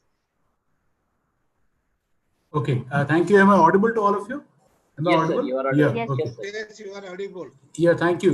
Thank you. Good afternoon, all of you. And I would like to first congratulate IIBM for organizing this webinar and also the CSI Patna chapter for jointly conducting this webinar on opportunities and challenges in digital payments. At the outset, I would like to thank Dr. Nayak, who I just got introduced a week back, but I think, I think I missed not being introduced to him for all this while. I think it would have done wonders to me and my career. But anyway, Dera Durustai, I think this will continue. And, as others have got the benefit of being associated with him, I'm sure this will go on for long times now. Thank you very much. So Professor Nayak, immediate past president, CSI, Professor Bhaskar, who probably had to leave us, the chief guest, director IIM Raipur, needs no introduction. Professor Huda, I should say that, now I'm challenged after strong, poetry as well as conversations and aspects that have been touched upon by all the speakers before me, and of course the chief guest of honor, Dr. Rathod. I'm sure, if I were to just summarize the discussion so far, so let me set the context because I'm doing the keynote address and I am to follow, and my close friend, Professor Bhagwan Singh, is to follow me because of whom I'm here. So if I summarize, I saw, Professor Bhaskar talking about platform as a service, and that is where he talked about, e-commerce giants. He talked about Amazon and Walmarts of the world. He talked about the 4 market cap companies. He talked about Amazon. He talked about Microsoft. He talked about Alibaba and and Tencent from China. He talked about Google. So, and he talked about the importance of e-commerce and platforms and the role that platforms like Facebook, etc., have today to play with, and then the cusp that has with the digital payment systems. And these platforms are successful because there are digital payment systems. I go to the next speaker, and the next speaker, Dr. Huda. Dr. Huda, fantastic. What should I say? And you see, I mean, he brought in a lot of poems and poetry, and he talked about, Iqbal, and he talked about knowledge. And let me translate that in English. So he talked about the importance of knowledge, and we read about Alvin Toffler. And Alvin Toffler in his books, whether it is the third wave, fourth shift, talks about knowledge economy and knowledge enterprise. And he talked about that in the context of poetry. And well, he said, "Achhe musafir ka raste bhi intezar karte hain." So after he has definitely set the benchmark so very high, I'm assuming that I qualify somewhere for the rasta to do intezar for me as well. And we have speakers and listeners who are going to listen to me and say that, okay, I'm making some amount of difference and giving some key takeaway from this note. He talked about very nice points. He talked about IT plus IT is IT. So India today, information technology leads to India tomorrow. Fantastic. I mean, of course, this was an extension of what probably the Prime Minister talked about, but then the ability to bring it out on this platform and in the context of digital payments, the challenges and trends, I think that's fantastic. And then finally, he talked about hackers and intuitors pe nazar bhi rakhna chahiye. So I should use technology to the best of my advantage. And from my past experience, I have been with IBM, I have been with Wipro, I have been with Patna, billion-dollar company. So I've done a lot of technology roles myself, leading large accounts. Technology has to be used, smartly and deftly. And that is where the cybersecurity world comes in and the specialization area that Professor Nayak talked about in the beginning of Dr. Bhagwan Singh. So having set the context, now I will come to my area of conversation. So I just wanted to know, can I share my screen? Can I share my screen? I have a presentation, so I just thought that I could, if I could share my screen. You can. Yes, sir. Yes. I can. So I just thought that let me share my host as disabled participant screen. Yeah, now, sir. It's open. Okay, thank you. So yes, so that is a topic here, gentlemen. You are able to see the presentation now? Yes, sir. Yeah. Yeah, we can. Okay, good. So So I would start off with the note of Clayton Christensen, who is considered to be the father of disruptive innovation. And we have talked about disruptions earlier, Professor Huda talked about, and we had Professor Bhaskar talking about it, and Dr. Rathore also touched upon it as he talked about digital payments. Now, Christensen talks about two forms of disruption that happen in business models. One form of disruption is you completely disrupt the business model by slashing the costs. The other form of disruption that happens is by creating new markets. Now, new markets come from new customers, completely new customers. So when there is a latent demand and you identify a latent demand and bring a product to the market, so all the disruptions that have been done by Apple, have been latent demands. Facebook platform, latent demand. Amazon going into book selling, moving away from brick and mortar, Barnes and Noble to Amazon platform, latent demand. iPod, latent demand. iShuffle, latent demand. iPad, latent demand. iWatch, latent demand, and whatnot. So the point that I'm trying to make here is either you create new markets or you disrupt the business model by bringing down the costs. Now, as far as digital payments, digital commerce, mobile payments, NEFT, RTGS, all of this is concerned, these are the ones that disrupt the business model because they bring down the cost of transaction significantly. And that is where, again, in strategy literature, we have a theory called transaction cost theory, TCT. Now, transaction cost theory comes into play. With the help of digital e-commerce or digital commerce or mobile-based payments, we are reducing the transaction cost big time, and as a result of which, we are overall reducing the cost to serve. So when the cost to serve goes down, definitely the business model is more attractive to the customer, and that is where the customer affinity to the business model increases. So we go back in time to 2016, and it was November the 8th when Government of India announced a demonetization. And then in December 2016, the presentation of the plan for digital payments, digital commerce did step in. So going forward, this is how I have structured my presentation. I would do a context setting, followed by some of the trends of the evolution of digital payments in India, some of the latest developments, the opportunities. Then I will marry the global scenario to it. And finally, I will talk about the major disruptions that we are taking away. So start off with, a lot of speakers have talked about it, but let me bring in some context to the entire discussion. So if we talk about, the overall digital payment systems in India, so this was an act, the Payment and Settlement Act, so the PSS Act was formulated in 2007, and it has defined digital payments as any electronic fund transfer, which is initiated by a person by way of instruction, authorization, or order to a bank or debit or a credit, an account maintained with that bank, or through ATMs or ATM transactions, or through direct deposits and so on, or through telephone, internet, etc. And that is what we call as a digital payment. The committee that was made on digital payments was constituted by Department of Economic Affairs, Ministry of Finance, and it came up with its reports in December 2016, exactly 1 month after the demonetization. So this was a very planned approach by Government of India to enable the economy on a digital platform and bring about the regulations regarding it, because they had to go digital when they were demonetizing the economy. Now, if you look at overall digital payment systems, there are two basic heads. One is the retail payments that we go ahead and start doing, and we go ahead and use the NPCI, which all of you are aware of, all the mobile payments and mobile commerce systems. And on the left-hand side, the systemically important financial market infrastructure, which is RTGS transfers, the collaborative blocks, the government securities, the forex clearing, intercountry transfers that happen. So essentially, there are two basic payment modes: the retail payments and the systemic important financial market infrastructure. So both of these lead on to the digital payment systems, right? So this basically gives you a context of how the digital payment systems are set up in a country like India. Next, if you look at the trends that are evolving in the context of this country, so MICR drafts, all of you are aware of, which started in early 1980s, and then we went down to electronic clearing service and electronic fund transfer, or EFT, in the 90s, and then credit and debit cards came up in the 1990s. We had SBI, GSBI credit cards, Citibank, Standard Chartered, and so many credit card boom. That was the time of them.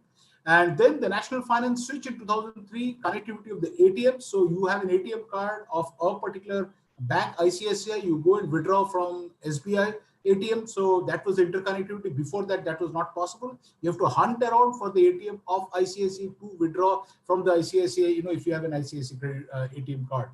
RTGS NEFT in 2004, that made financial transactions much easier for us.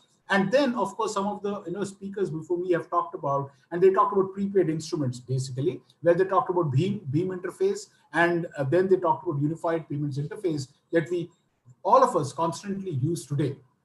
Now, just imagine. Now, let me bring in here the pandemic COVID-19.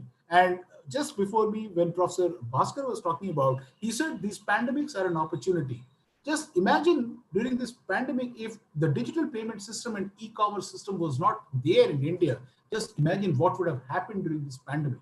What would have happened? I'm pretty sure that the number of cases that have happened in India, had the digital mobile payment systems not been there, in India, at least the surge in the numbers would at least have been more than 2 to 3% than what it is today. So extra, that would have been the addition because of the transactions that you are doing physically. So today, what you have to do, you just go to a vegetable seller and you have the QR code. You basically scan the QR code, you have money in the wallet, and the wallet pays the money. So there is contactless transaction that is happening. Otherwise, what would have happened? You would have given him 100 rupees note. He doesn't have change. He goes to another outlet. From there, he gets change. You are waiting there. Your chances of exposure to the virus is increasing. Then he comes with the note from the other shop. Probably the other shop was infected, not this guy. You had seen the card of this guy, that this guy is not impacted. And then he comes, he gives you the note, you take the note, and you are carrying the virus with you. And then you go back home, and then you have your entire family affected by that. And that is where contactless transactions are actually have brought in. And that is a boom that has come in post the demonetization. Of course, prior to that also things started. And now with all of this coming in, this is of course reduced the contacts that have happened between different transactions, and not just reduce the transaction cost, but has also helped in providing more safety. And just if I extrapolate it at a global level, and if I go world over and not just in India, and the same impact of contactless digital payments, I think it has done a huge boom to the entire universe or to the world in terms of the impact of COVID-19. And I assume that this has actually been a blessing in disguise. And going forward, of course, for pandemic situations like this, it has been a great boon, and it will be a boon going forward as well.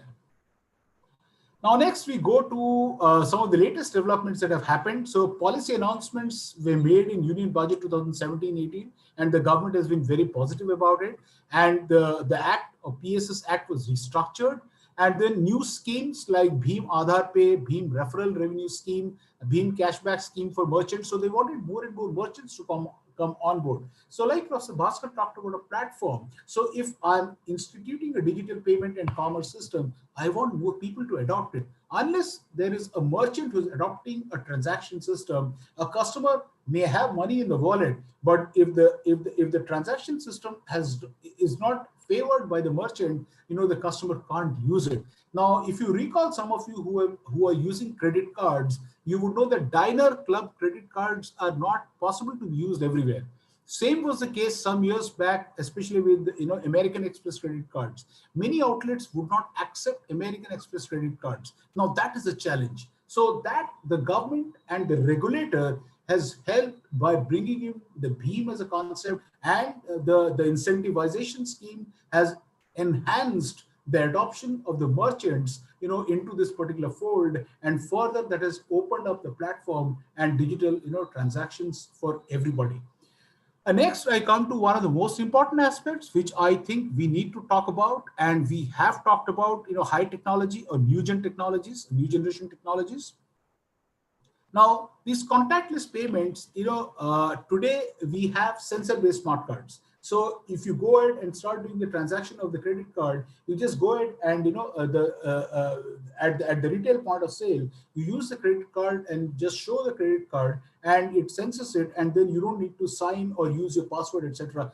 That brings a degree of security. So I will go back to the Kavita that Professor Huda quoted, and in the Kavita he said about be careful about pe nazar rakhna on the intuitors and the hackers. So the sensor-based smart cards is one of the steps that is going forward in this direction.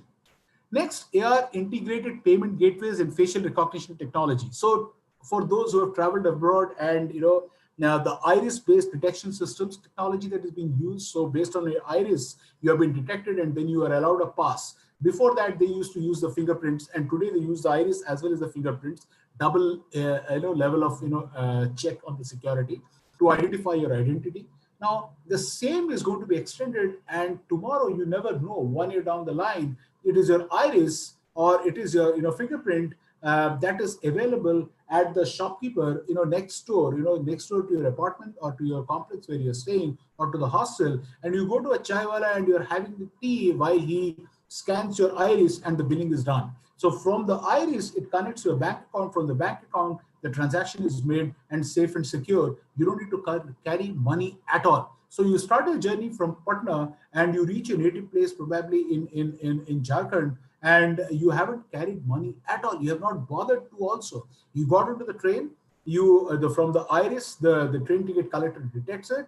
Then you have food in the train, and that again is used on the smart device. And then you get down, take an auto rickshaw, that also uses a smart device. And then you finally reach home and you haven't carried your purse, you have forgotten. You don't need to carry your purse. So a leather purse could become, for all of you MBA students who are students here. So one could say that if this digital transformation or digital smart cards and smart payments actually become the order of the day, then leather purses, wallets, handbags for ladies, right, could also become redundant, and it could become a product which is out, and the product life cycle is basically declining. So if I were a fashion company like Zara, or if I were one of the companies that makes leather purses, any of these big fashion brands, I would be probably a DKNY and so on. I would be probably afraid, because I would see that this digital payment and e-commerce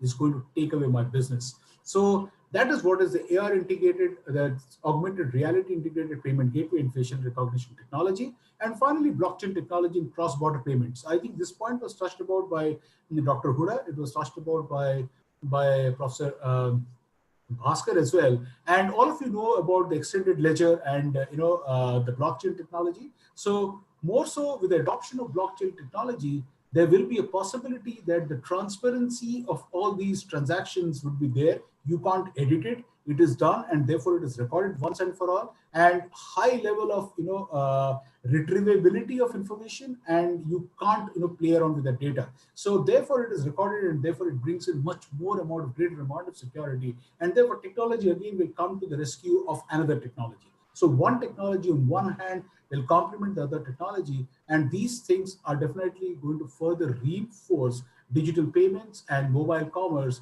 in the coming months, I would say, rather than years. Gentlemen, I come to the opportunities part now. So if I look at the data, a lot of data has been talked about by Professor Naik and by other speakers prior to me. So mobile payments are expected to grow from about $10 billion in financial year 18, estimated, to about 190 billion. So about 19 times in a 5-year period. So between 2018 to 2023, from $10 billion, that is only mobile-based payments, so smartphone-based payments, to $190 billion. So today, if you look at the penetration of smartphones is about 84%. So the penetration of smartphones is going to be there. The availability of apps is going to be there, and more technology will come in, and of course supported by VR and AR and blockchain. The systems will be more and more secured, and that will further reinforce this entire environment and lead to a 19 times jump in the total transactions that are happening based on mobile payments. Digital payments expected to see a steep growth dampened by COVID-19, and these are based on COVID-19 figures. And by the way, I have borrowed this data from Stata, and I have borrowed this from Deloitte, a report by Deloitte, and one was Pricewaterhouse. So Paytm today has about 15 million merchants, and this is expected to grow to about 25 million merchants by 2021. And that is the rate at which adoption is happening. And I think, Professor Naik told in his inaugural speech about Paytm, a company nobody knew, but today look at Paytm. So 15 million merchants to about 25 million merchants by 2021. So you are just going to those, smallest of the smallest, a balloon seller in a fair would also be having, a QR code, and you would scan it and pay it through the mobile wallet. We have talked about all of these: Google Pay, Phone Pay, MobiKwik, Amazon Pay, etc. All of you are aware of. And today now again, Amazon has come up with the concept of that pay later, right? So that Amazon is tied up with a financial company. So Amazon is tied up with a financial company and says pay later. So you don't have to pay now. So I'm giving you credit. So Amazon is not just a platform. It is a platform. It is a payment gateway, and also it is a credit card company, because it is allowing you to pay later. So it is giving you zero interest-based credit kind of a thing for a certain period of time. So e-commerce through Amazon, JioMart, eBay, Urban Clap, Zomato, and others all of them have facilitated and enabled this digital ecosystem through various gateways that you can see. And a player like Amazon, have contributed to this overall journey, big time. On the global scale, what we see going forwad is total transaction value in digital payments segment is in a global scale. We are talking about India, global, is projected to reach about 4,406,431 billion by 2020. Total transaction value is going to see a CAGR of about 17% between 2020 to 2024. The largest segment is digital commerce, with a projected total transaction of this much in 2020. And the average transaction per value per user is expected to grow to about $2,379.5 in 2024 from 1,263 currently. So it's about to go to double, right, for mobile POS payments. And for digital commerce, the growth is not as significant. It is just going to grow from 843 to 887. So on the mobile side, it's going to see the biggest jump, because people are tending to use the mobile-based, payments more, because that is a uniform single-handled device, which is going to be a solution for everything. So tomorrow, smartphones are something that you're going to use based on IoT, Internet of Things. You're going to use not just for payments, you're going to use for e-commerce, you're going to use for, of course, talking, for entertainment, games, for switching on any of those white goods, that is the fan, as a remote for the TV, and so on and so forth. So one device solves all based on IoT. Yeah. So that is where the global scenario is poised, and all of that is happening because of mobile and digital based payments. Yeah. And then some of the major disruptions. This would be the last part of my presentation. So of course, blockchain technology, distributed ledger system, and that is going to enhance the cybersecurity. And I'm sure in Dr. Huda's terms, ye nazar rakhegi on the hackers and and the imputers, and will promote security and increase the confidence of users. Increased adoption of facial recognition technology and AR, augmented reality, which will increase contactless transactions. Fintech companies, so all these IT vendors, whether it is Infosys, Wipro, TCS, or IBM, Accenture, Capgemini, and so on, will have a significant role, because they need to roll up the technology, provide its security base, and need to ramp it up. And that ramp up has to happen at a cost which is not substantial. That cost has to be low, because then only they will have a mass appeal. And then finally, the value chains of telecom, e-commerce, apparel, CPG, consumer product group companies will have a significant role to play, because these are the companies which have got the maximum adoption and usage of mobile commerce. So I go and buy FMCG items from a departmental store, CPG companies. So Procter & Gamble, Hindustan Levers, Dabur, Reckitt Benckiser, all of them will have to enable it. Apparel companies, we buy apparels, essential items, right? Like brands like Arrow or Louis Philippe, Van Heusen or Bata or Nike. So all of these have to support and become a part of the ecosystem. And then we have, of course, players like Amazon, which is a platform and which has adopted the pay later scheme in partnering with Karur Vyasa Bank and Capital Float. So such kind of models will come up increasingly, which will make it easier for the customer to enter and penetrate, and tech adoption or technology adoption or the payment system adoption will be faster. And digital naivety, the digital naivety part that Professor Huda, I think, talked about, and both of them, I think, Professor Huda as well as Professor Bhaskar talked about. So the digital naivety is something will be addressed by this kind of a security. So with this, I would end my address here. And once again, I would like to thank Professor Nayak and his team, entire team, and the other dignitaries, those who are going to speak after me and those who have spoken before me. Thank you once again for the opportunity, and wish you all the best, all the listeners. Thank you. Thank you so much, Sarangi sir. Thank you very much, Professor Sarangi. Professor Sarangi, thank you very much. Thank you, sir. So, at least you kindly participated and graced this occasion as the keynote speaker. And I must have to inform all to you as well as all the people who are associated here. The Computer Society of India has conducted more than 200 number of webinars within these 4 months of the pandemic period. Perhaps it is the only society in India which has got the credit of organizing more than 200 webinars during this period. And I'd like to mention the Patna chapter alone is having the 16th webinar today, out of which the 11 webinars have been conducted by Indian Institute of Business Management in collaboration of Computer Society of India Patna chapter. Patna chapter has kept a target to organize one webinar per week. Every Saturday, the webinar will be there. Next Saturday, we'll be having another webinar. This is just a kind information to all the audience and all participants. Next Saturday, we'll be having an webinar, international webinar on IT security, which will be having the 3 modules, comprising of 3 modules. That is, one is web security, another is cyber security, third is the network security. And the function will be inaugurated by the Vice Chancellor of the National Law University, Assam.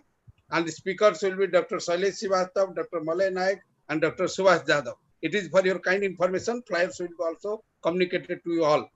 I extend my thanks also to Rathore Sahib, who became kind enough to address this occasion on this occasion. And excellent deliberation have been made by Professor Subrat. And I will request Subrat kindly be connected with us. Within these 4 months, we have connected with it more than 300 speakers who have spoken on different occasions of the different webinars, and 28 number of Vice Chancellors have also addressed to our different webinars. As the chairman of the academic committee of the Computer Society of India, it's my job to have the number of activities in the country, and I have a target of having the 1,000 number of webinars within this year. I need cooperations and the assistance of you all the intellectuals so that we can translate this dream into the action to having the accomplishment of more than 1,000 webinars through the year. I have taken a mission with my team as well as with the people's well-wishers like you to impart and to cater as much as the knowledge that can be disseminated to the student community as well as the youth community, particularly who are shaping their career as an assistant professor and aspiring for the associate professor and all these things. Besides that, CSI is also conducted near about 100 numbers of faculty development program at different areas. Tomorrow by region 4, that means Odisha, Jharkhand and this Chhattisgarh, we are going to have 1 week training workshop that is medical informatics. Like this on 22nd, we are having an international conference by the ITS, that is the 2 days conference, ITS Institute of Technology and Science, Ghaziabad, where we are inviting 1 dozen of CEO. CEO means that is the Chief Executive Officer of the different IT industries, and because that will be a very big platform to interact with our student community who are aspiring of the jobs after this, their completion of the course. Apart from that, there will be a 4 number of Vice Chancellor are also participating.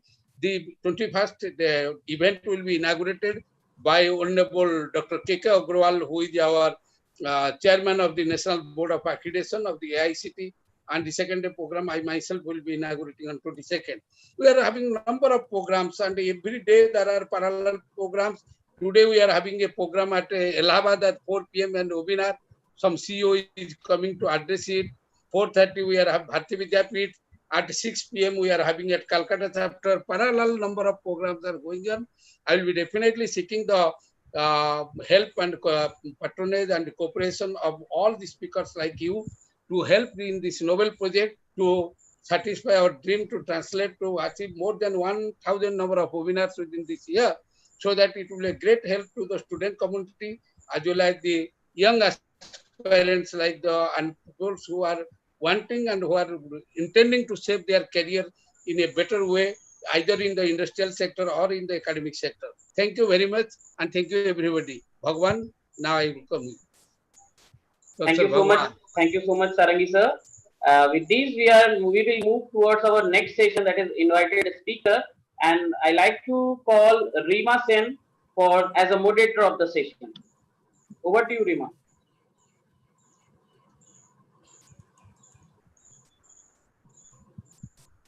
Rima, are you there? Your mic is muted. Please unmute. Yeah. Thank you, Rohit sir. Now, I would like to invite Professor Bhagwan Singh sir. Before proceeding further, I would like to introduce Bhagwan Singh sir. Professor Dr. Bhagwan Singh sir is the Professor of Management, Department of Business Administration, School of Management Sciences, Central University of Jharkhand. Professor Singh sir has 20 years plus of teaching experience, which includes administration experience also, as he was the founder dean, School of Commerce and Management Studies, Central University of Himachal Pradesh, and was also head of Department of Marketing and Supply Chain Management, Central University of Himachal Pradesh for 2 terms. He was also the member of Executive and Academic Council of Central University of Himachal Pradesh and was also elected member of University Court, Central University of Himachal Pradesh. Professor Singh sir was coordinator of mock Prakashata of Central University of Himachal Pradesh and was ex officio chairman of School of Commerce and Management Sciences. Professor Singh sir is the state student coordinator of Himachal Pradesh CSI 2019 to 2020. He has also been former chairman and vice chairman, Computer Society of India, Varanasi chapter, Region 1. Professor Singh sir has introduced CRISP model for research, thesis, project, presentation, which is flourishing and being welcomed and adopted by central, regional, state, universities and reputed esteemed colleges, organization, Government of India. Professor Singh sir has previous employment, that is from March 2012 to March 2020 in School of Commerce and Management Studies, Central University of Himachal Pradesh, Dharamshala. Professor Singh sir, areas of interest include strategic management, marketing advertising, and information technology. His core trust areas are strategic management, entrepreneurship, digital marketing, web-based advertising, mobile-based marketing, and internet-based marketing. His courses taught are strategic management, marketing management, integrated marketing, communication, consumer behavior, advertising, digital marketing, internet-based marketing, web-based advertising, green marketing, IT for business, management principles and functions. With these words, I would like to invite Professor Bhagwan Singh sir. Over to you, sir.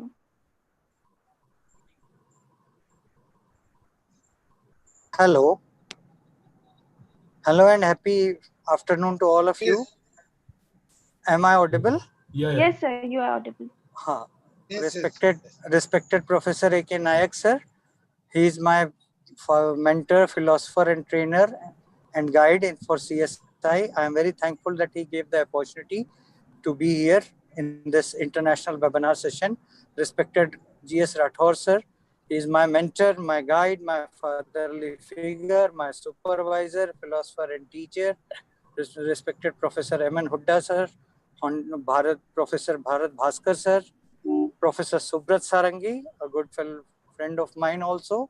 Dr. Suman Pandey, Professor Sams Raja, sir, the participant, Rima, Aditi and Rohit. Really, I am thankful to all that we are getting here the opportunity to speak.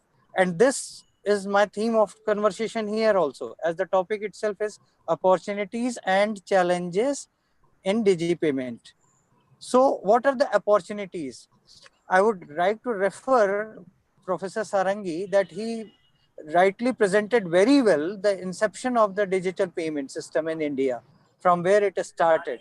So Niti Aayog has released a booklet on July 2017 for digital payment. And the second annual edition of its aforesaid booklet has been introduced in 2018. That summarized that payments which are through e-commerce or internet or through online will be termed under these conditions. So the summary that goes on that payments on net gave a robust growth in 2017-18 and was much higher than 2011 and 16. Now you can imagine the data that till 2011 and 16, the digital payment was not much higher. The e-wallets were not used. Only debit cards were there who were in functions. Even the credit cards were not used so frequently. But a day came when Modi sir announced as a demonetization, and the retail payment in value terms increased 3 times higher than last 5 years. The demonetization played a great role in forcing digital payments, net payments. Many UPI and IMPS payments increased. Several companies like Paytm, etc., got a great mileage since demonetization. Total card payments continued a growth momentum. You would not believe, friends, that there was a mass transaction volume on internet which was never expected that this may happen when we talked about cashless payment system. So the key drivers of digital payments today exist are e-wallets, debit cards, PPIs, IMPS, RTGS, NEFT, apps, Beam apps, via linked account apps like Airtel, Jio, Amazon. They are saying always, you must have seen the advertisements related, they get Amazon Pay or Jio Pay or Airtel Pay. So all these are the key drivers of digital payments. Now, let's talk about opportunities. Now, what is the opportunities in digital payment? Opportunities is nothing but how we can encourage our capabilities, how we can develop entrepreneurship, how the youth can develop this platform of digital payment in their bread and butter. These are the major so value added services that if you are adding a value to any service, if you are hiring a car like Uber, Ola, now online payment is there. You have just to click, scan it from your mobile and payment is done. So how many people are entering into these ventures to develop this value added services? So this is a great opportunity for the person who are MSc, MTech and BTech IT. So they can develop these services and they can develop these services and enjoy the liberty to earn. Their companies earn their bread and butter through it. Emergence of financial techs. Financial techs globally, now the financial advisors are needed. How to invest in the share market, how to invest in the investment management system, how to control the money. These are the emergence of financial corporates. Advents of apps. App designing, that to financial app designing is in great demand because many persons are layman today. They don't know how to use even the financial technology like that. So how to convert these apps in a financial app technology like salary generation, salary slip generation, ERP systems, manual payment converting into electronic payments. Many companies are there, though the existing softwares are there, Tally and other, but a great deal of training is required to handle those softwares. So how can they be in a click mode? Just we are operating our mobiles. So these advents of app, if anybody is developing these apps and providing these services, there is n number of opportunities for using these. So an ever-changing regularity landscape has been developed. Ever-changing regularity landscape, globally the rules are being framed, globally the controlling is being done. So these are the ever-changing regulatory landscape. Global trends on Indian DigiPayment. I would like to quote here Nayak sir. In this conference only he said we have to go cashless. Now, cashless is a digi commerce altogether. Cashless is that in our account, we are transmitting our person through RTGS, through IMPS within seconds. And we have got all the powers to do so. So this, as Professor Bhaskar said, has already said, Alibaba, physical to digital. This was a very nice line from him, that physical to digital we have to move. So this global trends is an impact on economy of Indian. E-commerce, transformation of business, digital natives training. Now, how to we can train our digital natives? Then security enhancement. Atmanirbhar Bharat is the best example where we can do all this. How to become Atmanirbhar? That is, Google Pay has given, Paytm has given awareness to develop, as said by M.N. Honda sir, low cost security. Are we getting the low cost security? The charges are so low, we can transact crores of crore rupees or lakhs of lakh rupees in very minimal charges. This is where how we can go to the low cost cashless transaction. And the security system. Today, entrepreneurships are in demand. Entrepreneurships are demand through Atmanirbhar Bharat. Deen Dayal Upadhyay Gramin Yojana is a good platform where there is a float of opportunity which can be used for digital payment enhancement system to develop the softwares, to develop the entrepreneur skill. So an entrepreneur can train these persons who are not digitally very active. So if you are training these persons, developing a center where through you can get the money from digital Deen Dayal Upadhyay Gramin Yojana, the rural sector, they can enjoy a very good payment system from this, and they generate the literacy that is called financial literacy, financial technocrat literacy to the rural public. Because urban people may develop these skills. 70% agriculturists who are existing in the rural segment. So that they can train, the entrepreneurs can develop on these service segment trainings. So these are the things. Then cyber law, as quoted by respected speakers, and my even friend Subrat Sorangi also told that the cyber law and security system, are we having cyber lawyers? The importance is that, are we having cyber lawyers? If no, then this is the greatest opportunity to create. In within 2 or 3 years, we will be in a huge demand of cyber lawyers. And basically the hacking, how to control them, how to enhance them, what are the skills to track them, hacking hunters, hacking trackers. We need those skills inculcated in the society of India, and everybody is looking for this country enhancement. So today, if we are not tracking the hackers, if we are not developing the hacking hunters, then we are at a very good, not a good phase. We have to develop these opportunities and convert these opportunities. They are threats, and any threat is an opportunity for us. We develop a SWOT analysis, and in SWOT analysis, we can say every weakness is an opportunity to us. So every threat is an opportunity to us. Lack of tech awareness in India, 30% even literal are not financial literate and technocrat literate. They are unaware of financial literacy. So this is how we can just convert them.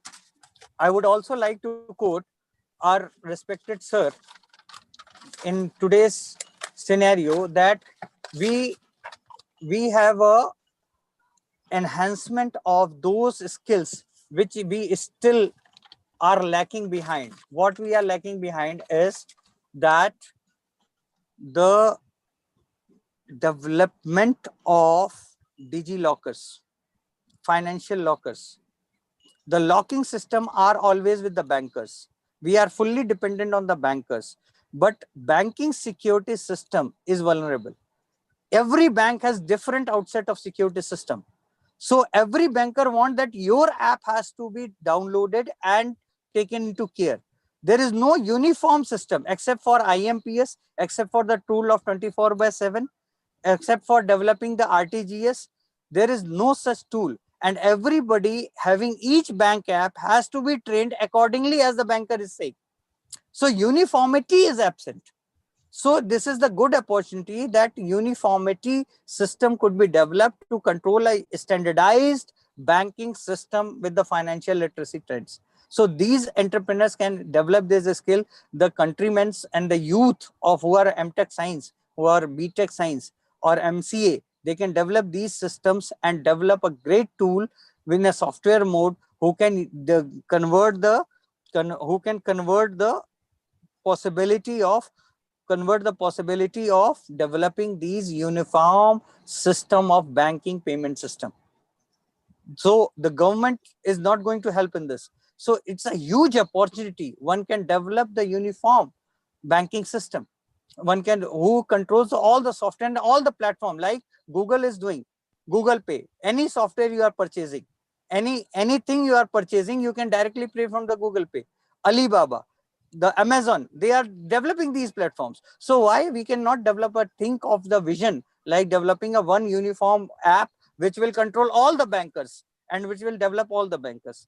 And one threat is always in the mind of the countrymen over here, that if I am linking any app like Paytm, if I am not serving with the Paytm and if I am direct linking my account to any app, my account can be hacked anytime.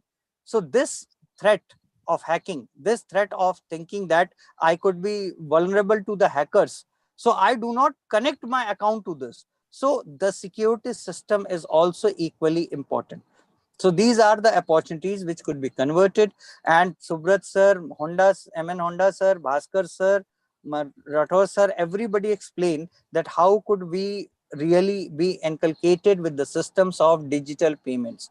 So I will rest my voice here, and it was a great opportunity to talk to you, and it is a great opportunity to the youngsters of this country that they can develop various digi payment system, various digi e-commerce platforms, so that to earn not only bread and butter but earn higher and higher. I am working on drone delivery services, how to deliver the products in drone, because Spice just got the license also to deliver the medical facilities over here. Now again the payment system will again be involved there. The drones tomorrow, don't worry, after 5 to 10 years I am visualizing that drone taxis will be in India also, and you will be flying in the drone taxis. Again the payment system will be entirely cashless. So those are again the opportunity how you will link your drone delivery system in the payment system. So financial literacy, with that too financial digital literacy, is equally important. So this is a great opportunity which could be inculcated, which could be developed, which could be implemented. So my researches are on. My research scholars have done PhD in net banking also. They have done on they are working on the mobile banking also. So these all are researches which will come in coming futures. And thank you so much, sir, our Nayak, Professor Nayak sir, that you gave this opportunity, and Subrat sir, respected GS Rathore sir, who are with me in this platform, MN Hudda sir. I always keep in Hudda sir FDP's program coming in my mailers, and really it is great honor to talk in the August gathering. Dr. Suman Pandey, ma'am, so it's really been honor to talk with you all. Thank you so much, and I rest my voice here. Thank you. Thank you very much, Bhagwan. Are you hearing me, Bhagwan? Yes, sir. Yes, sir. Thank you very much. I'm proud of that you are there in the Central University, and anyway, I'm very directly connected with you. I treat you as just my academic son. And very important point you have pointed, very important point. Just I want to give a supplement to your talk, that you have told that because of the different platforms that we are utilizing for the online payments, the cost competition obviously there. Some of the platforms are free of the cost. Some of the platforms we have to pay something. That, as for example, you see that the RTGS or electronics, the RTGS or NEFT, all these platforms we have to pay. The thing is that now RBI has taken a lot of measures. One measure is that to make the uniformity of the timing of the in different NEFT platform or the RTGS platform, and we are implementing to different banks. And what you have told, non-standardization, non-uniformity. So that is the thing. That means somewhere we can get the report after 6 hours. Somewhere NEFT transaction takes 3 hours, 4 hours, like this. But RBI is taking to take a uniform action that any NEFT system transaction now will be settled within half an hour.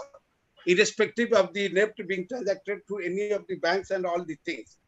So another point that RBI is going to take the measure that the master directions will be made for any kinds of prepaid payments. Some uniformity will be there. Third, there will be rationalization of the merchant discounts. That means that the thing, as I have told, this RTGS and the NEFT payment, that the RBI is thinking that how it can be also free of cost, otherwise very minimal cost. Is it the minimal, then another reduction might be there. And another uniformity that RBI is providing the guideline for keeping the track of central storage of all the payment records. Central storage, that means to make it at one location, single access point, all these things are being taken for. The another thing is that there is a distributed ledger system is being developed, distributed ledger technology is being developed to transfer the cross-border payments. That what we are generally finding the difficulties in all these things. And all these measures are being taken. And perhaps I do think, as you tell, that everybody is quite optimistic that, as the Honorable Prime Minister has told yesterday, during the pandemic period only it has been, the digital payment has gone up to 3 times more than the normal period. So definitely, and a lot of developments are going on. And I too think the complete digital India project cannot be successful unless we can have a cashless society, because when we think of the services should be on demand, and within a real-time system will be implemented, and the real-time benefits will be available to each and every citizen of the country. That means you just demanded the services will be available. That will be only possible if you enter to a cashless society, and as well as the countryside people who are the major rural buyer, who are the major retail sector buyer, they can get the facility to make their payments instantly, that means in a real-time mode. Thank you. With this supplement, I again thank you all the speakers. Thank you very much. Now we are eagerly waiting to listen Suman Pandey. Suman is an old alumni of IIM, and we are very eagerly waiting to listen to her. Thank you, Bhagwan. Thank you very much.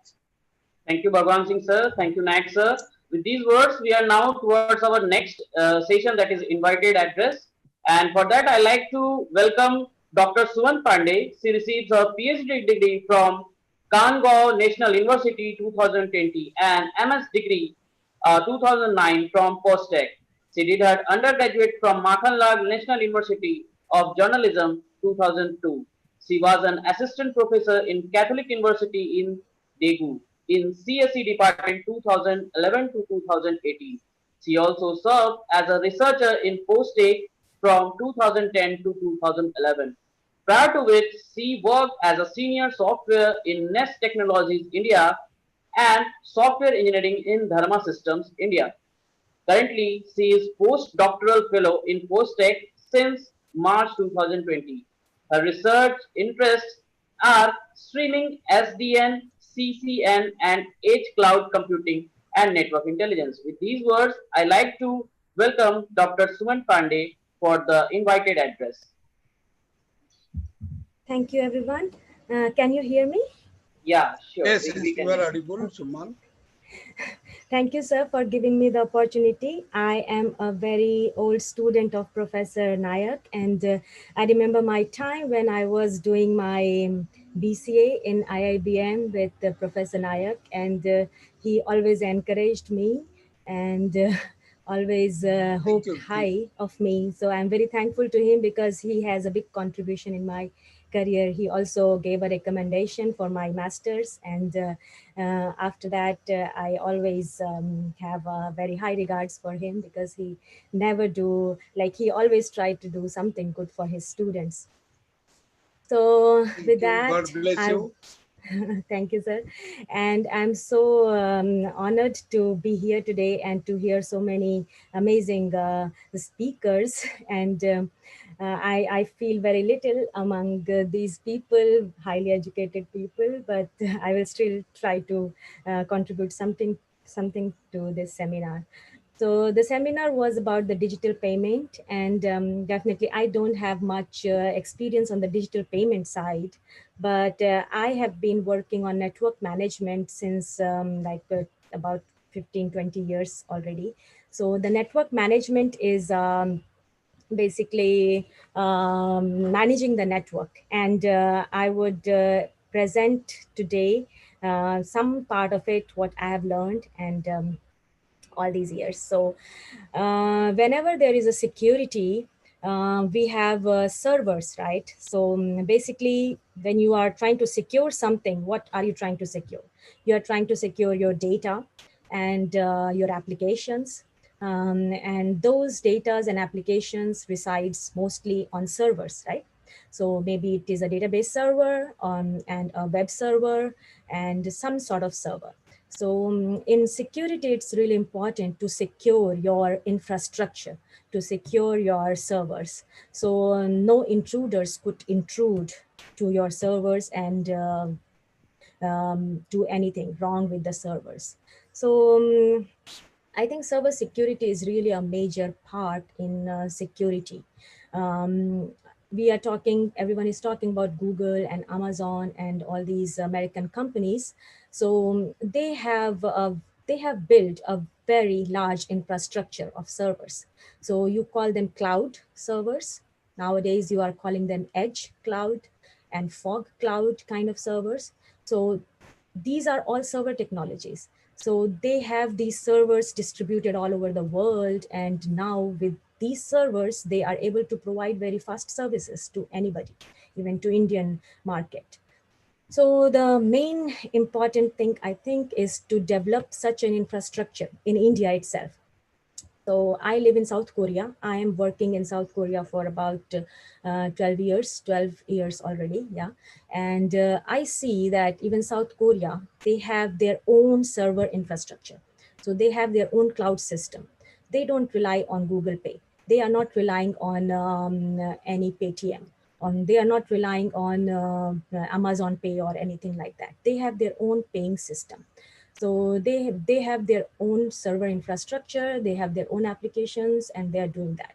So India is called the IT hub and everything, but unfortunately we don't have a system like that.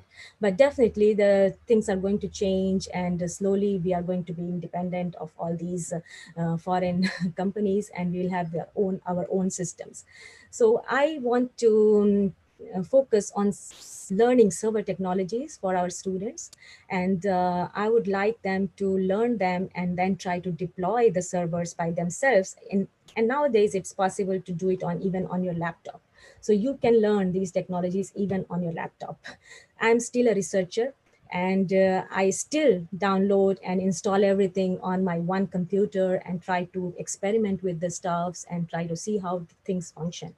So it's not something impossible. So the only thing is the fear of it. So just break it and try to install and learn the server technologies. So so I'm going to explain a little bit about first the servers and how can we secure them, the technology behind securing the server, and the latest trend about them. So I have divided the security in two different parts. So physical security and the server security. We have heard of several application layer security protocols like SSL, TLS, certificates and authorization, authentication, username, password, encryption, decryption. All these are used for securing your data when it is transferring in the wire in the internet, right? And this is one part, one aspect of security. And the other aspect, as I said, of the security is to secure your servers itself, where you have your digital payment informations or where you have your the data information. So that is very important to secure. So the server security technologies are like firewall, intrusion detection system, deep packet inspection system, load balancer, etc. So you have a computer, you have your personal PC, you have you can see on the windows you have firewall, and you can play with it, and you can set some rules to drop some specific packets and to allow some packets. So that's kind of firewall example. And you install because your computer is also a server, right? And you install antiviruses. That's like an intrusion detection system. So you have to always install the latest antivirus. So there is a new virus in the market all the time. So that's kind of a intrusion detection system. Deep packet inspections are also a new kind of softwares where your packet can be inspected deeply for any kind of anomaly and stuffs like that.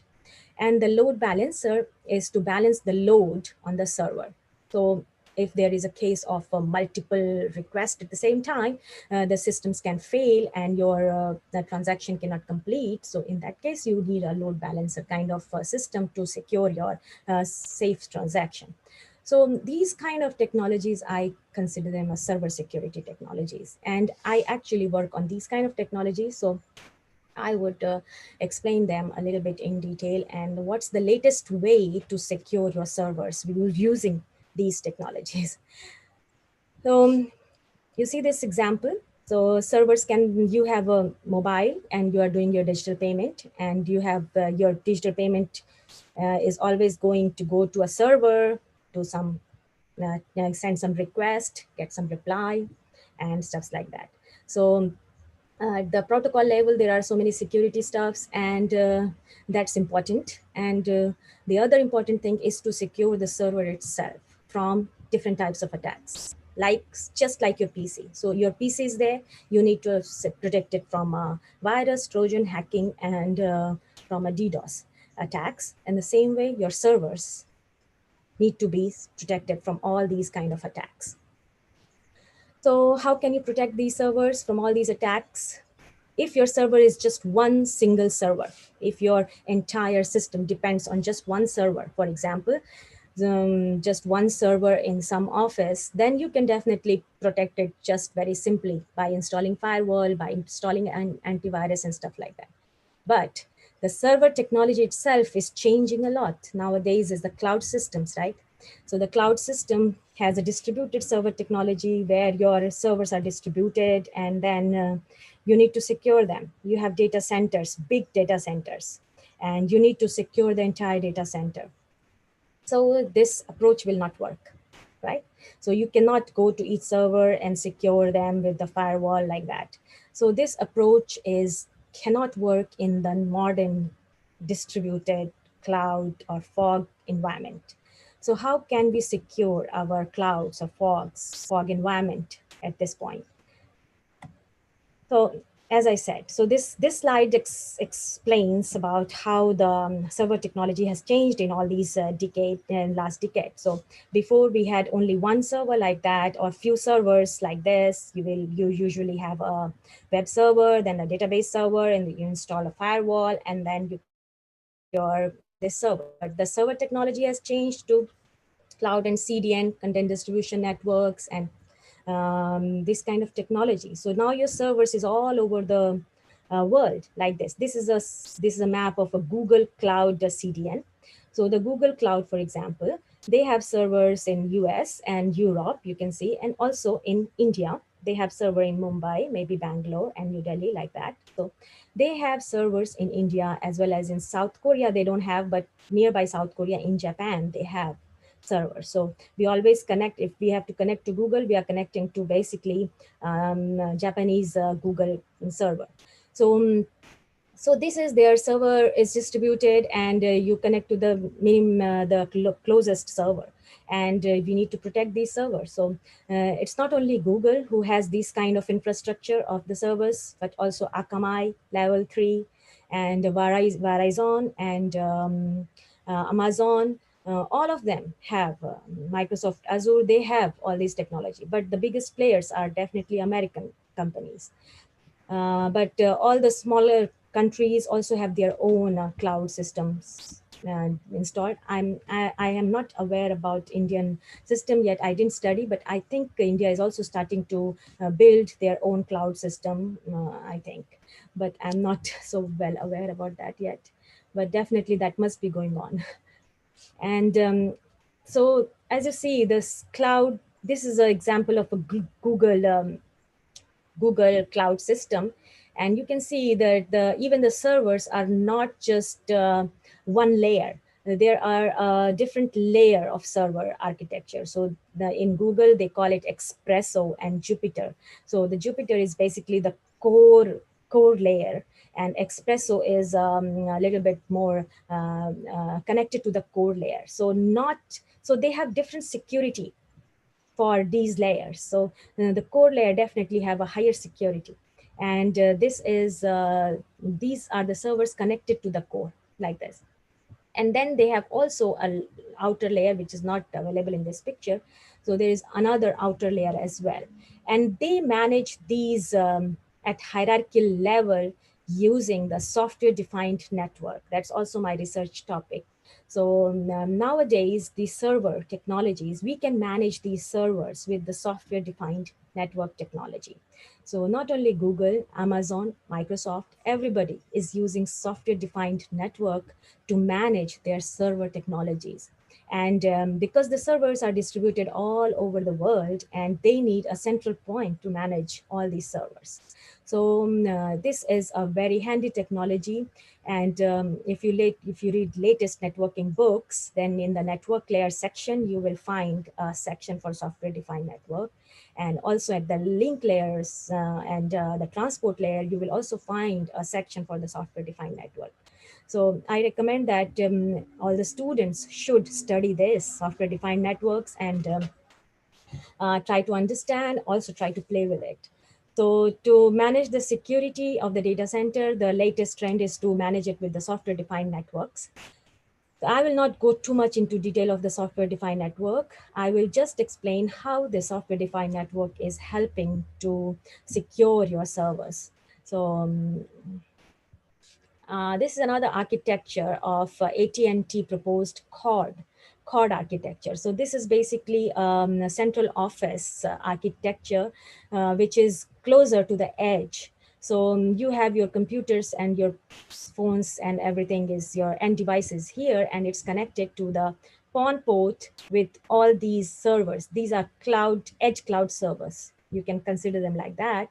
And this is the top of the rack switch, which is connected to the different other servers. And all these top of the rack switches are connected to the spine switch, and these spine switches are basically handled with the software defined network softwares. So the very common, very popular software defined network software is UNOS.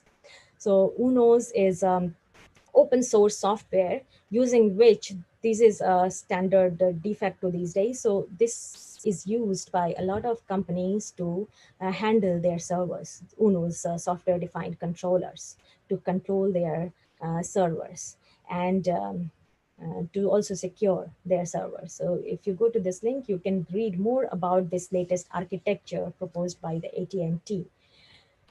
So what is software-defined network? This is a simple architecture of the software-defined network. You have your infrastructure here, you have a switches here, your servers are here, and then you make a service function chain. So service function chain is basically virtual functions for firewall, virtual function for intrusion detection system, virtual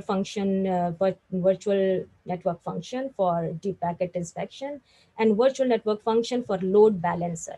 So you can understand it as a software. For example, a software for firewall, IDS, DPI, and load balancer are installed on different containers or on different virtual machines. And then they are chained together one after the other. So for example, I want my request to first go through firewall, then IDS, then DPI, and then to the load balancer. And after that, it should reach my server. After my request has been secured and everything is checked, and then it should reach my server. So these different softwares are chained. So you can provide these softwares as a function, and then you chain these functions. That's called service function chaining in software-defined network scenario. So with using service function chain, a lot of security features are provided for the server technology. So this example shows that the best. So you have all these application layer security technologies, and then you have these servers. And when your request goes from here to the server and comes back, you need to send that request through some firewall, through IDS, through a DPI, and through a load balancer before it reaches the server, so that you know that your request is 100% secure and there is no threat to this using through this request.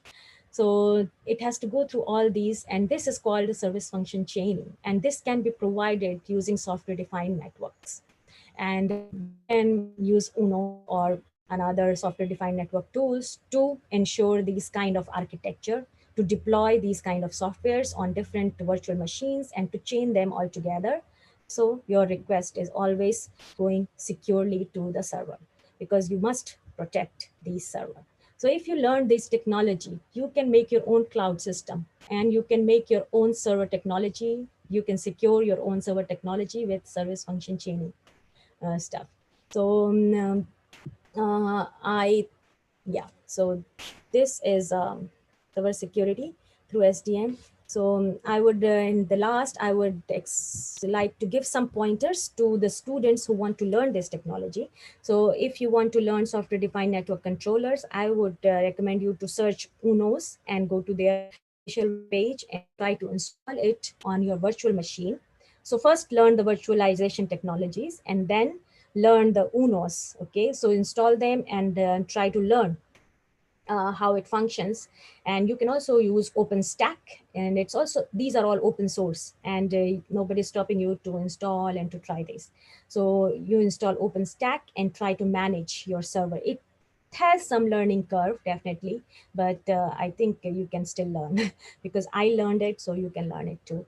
And there is a protocol, OpenFlow protocol, which is used between the server and as I showed you the server like this. So the controller, so software defined network controller communicates with these servers using OpenFlow protocol.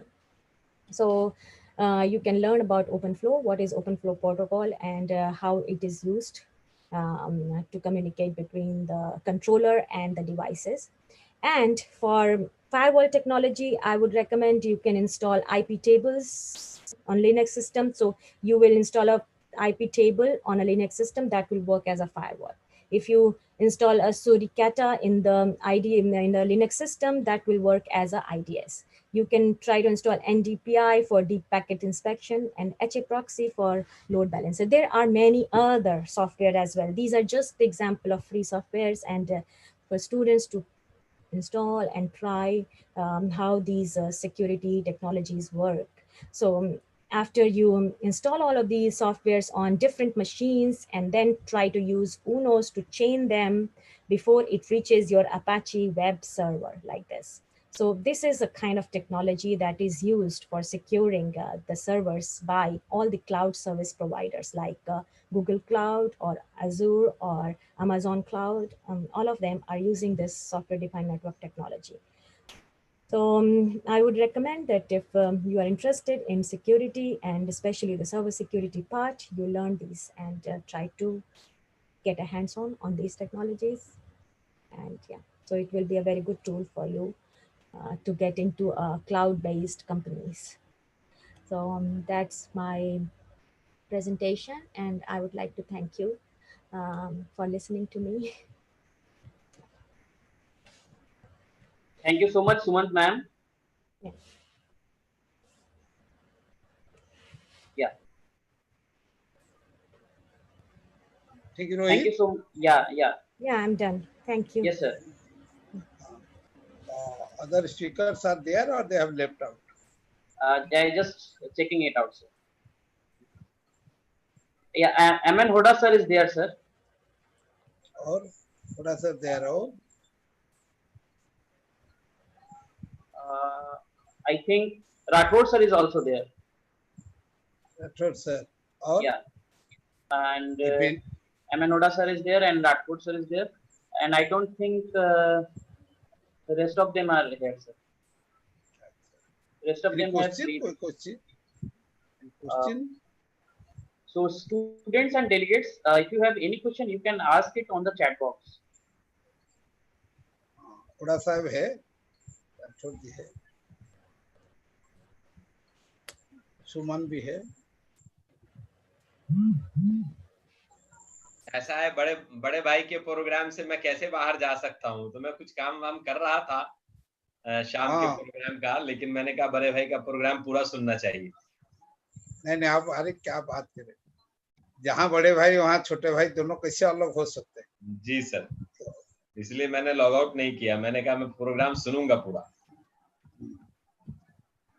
अच्छा programme, बहुत बढ़िया, सभी speakers अच्छे sir, काफी अच्छा हुआ। That's great feedback. Credit आपकी बिल्कुल आर्टिकुलेटेड प्लानिंग, आपके डीप इन्वॉल्वमेंट एंड बिल्कुल चोजन सेट ऑफ स्पीकर्स को जाती है। तो आपने Every Saturday there is an webinar by Patna chapter. Correct. Every Saturday. Correct. So next, sir, can we Then conclude Rohit? Yeah. हाँ, it is enough time Yeah. is there. So More time हो गया. You just give a vote of thanks. So thank you so much. Myself, Rohit, Professor Rohit from IIBM. I like to thank all the participants, all the dignitary members, all the speakers who have joined with us in this today's webinar. And I like to especially thank Professor Bharat Bhaskar sir, Director, Indian Institute of Management, Raipur. I like to thank Professor M.N. Hoda sir, Director, Bharatiya Vidyapeeth. Like to thank Dr. G.S. Rathod sir, our keynote speaker, Professor Sarangi sir, our invited speaker, Professor Bhagwan Singh sir, and Dr. Suman Pandey ma'am. So I think today we are having a great session with a great intellectuals, and as I think this webinar will have a great success. And thank you so much all of you for attending today's webinar. Rohit, Yes, sir. You should not forget to thank yourself also.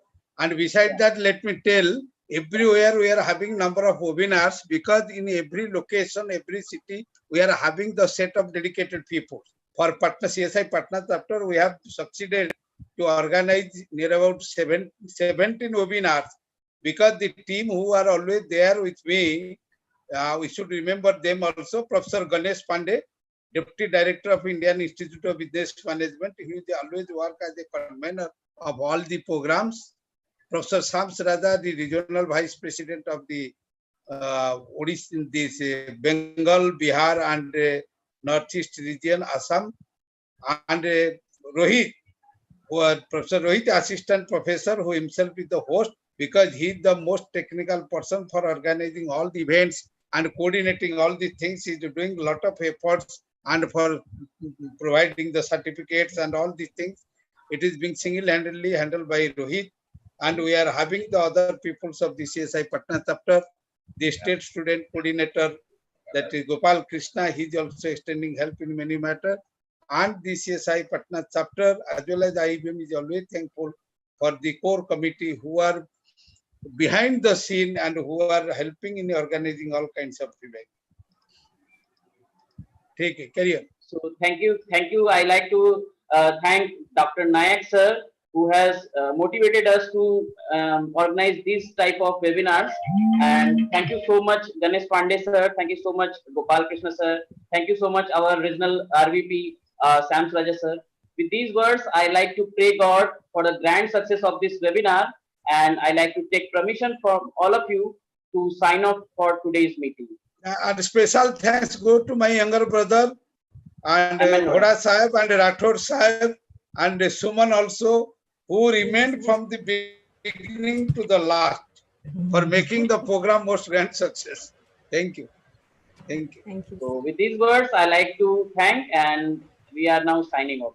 Thank you so much.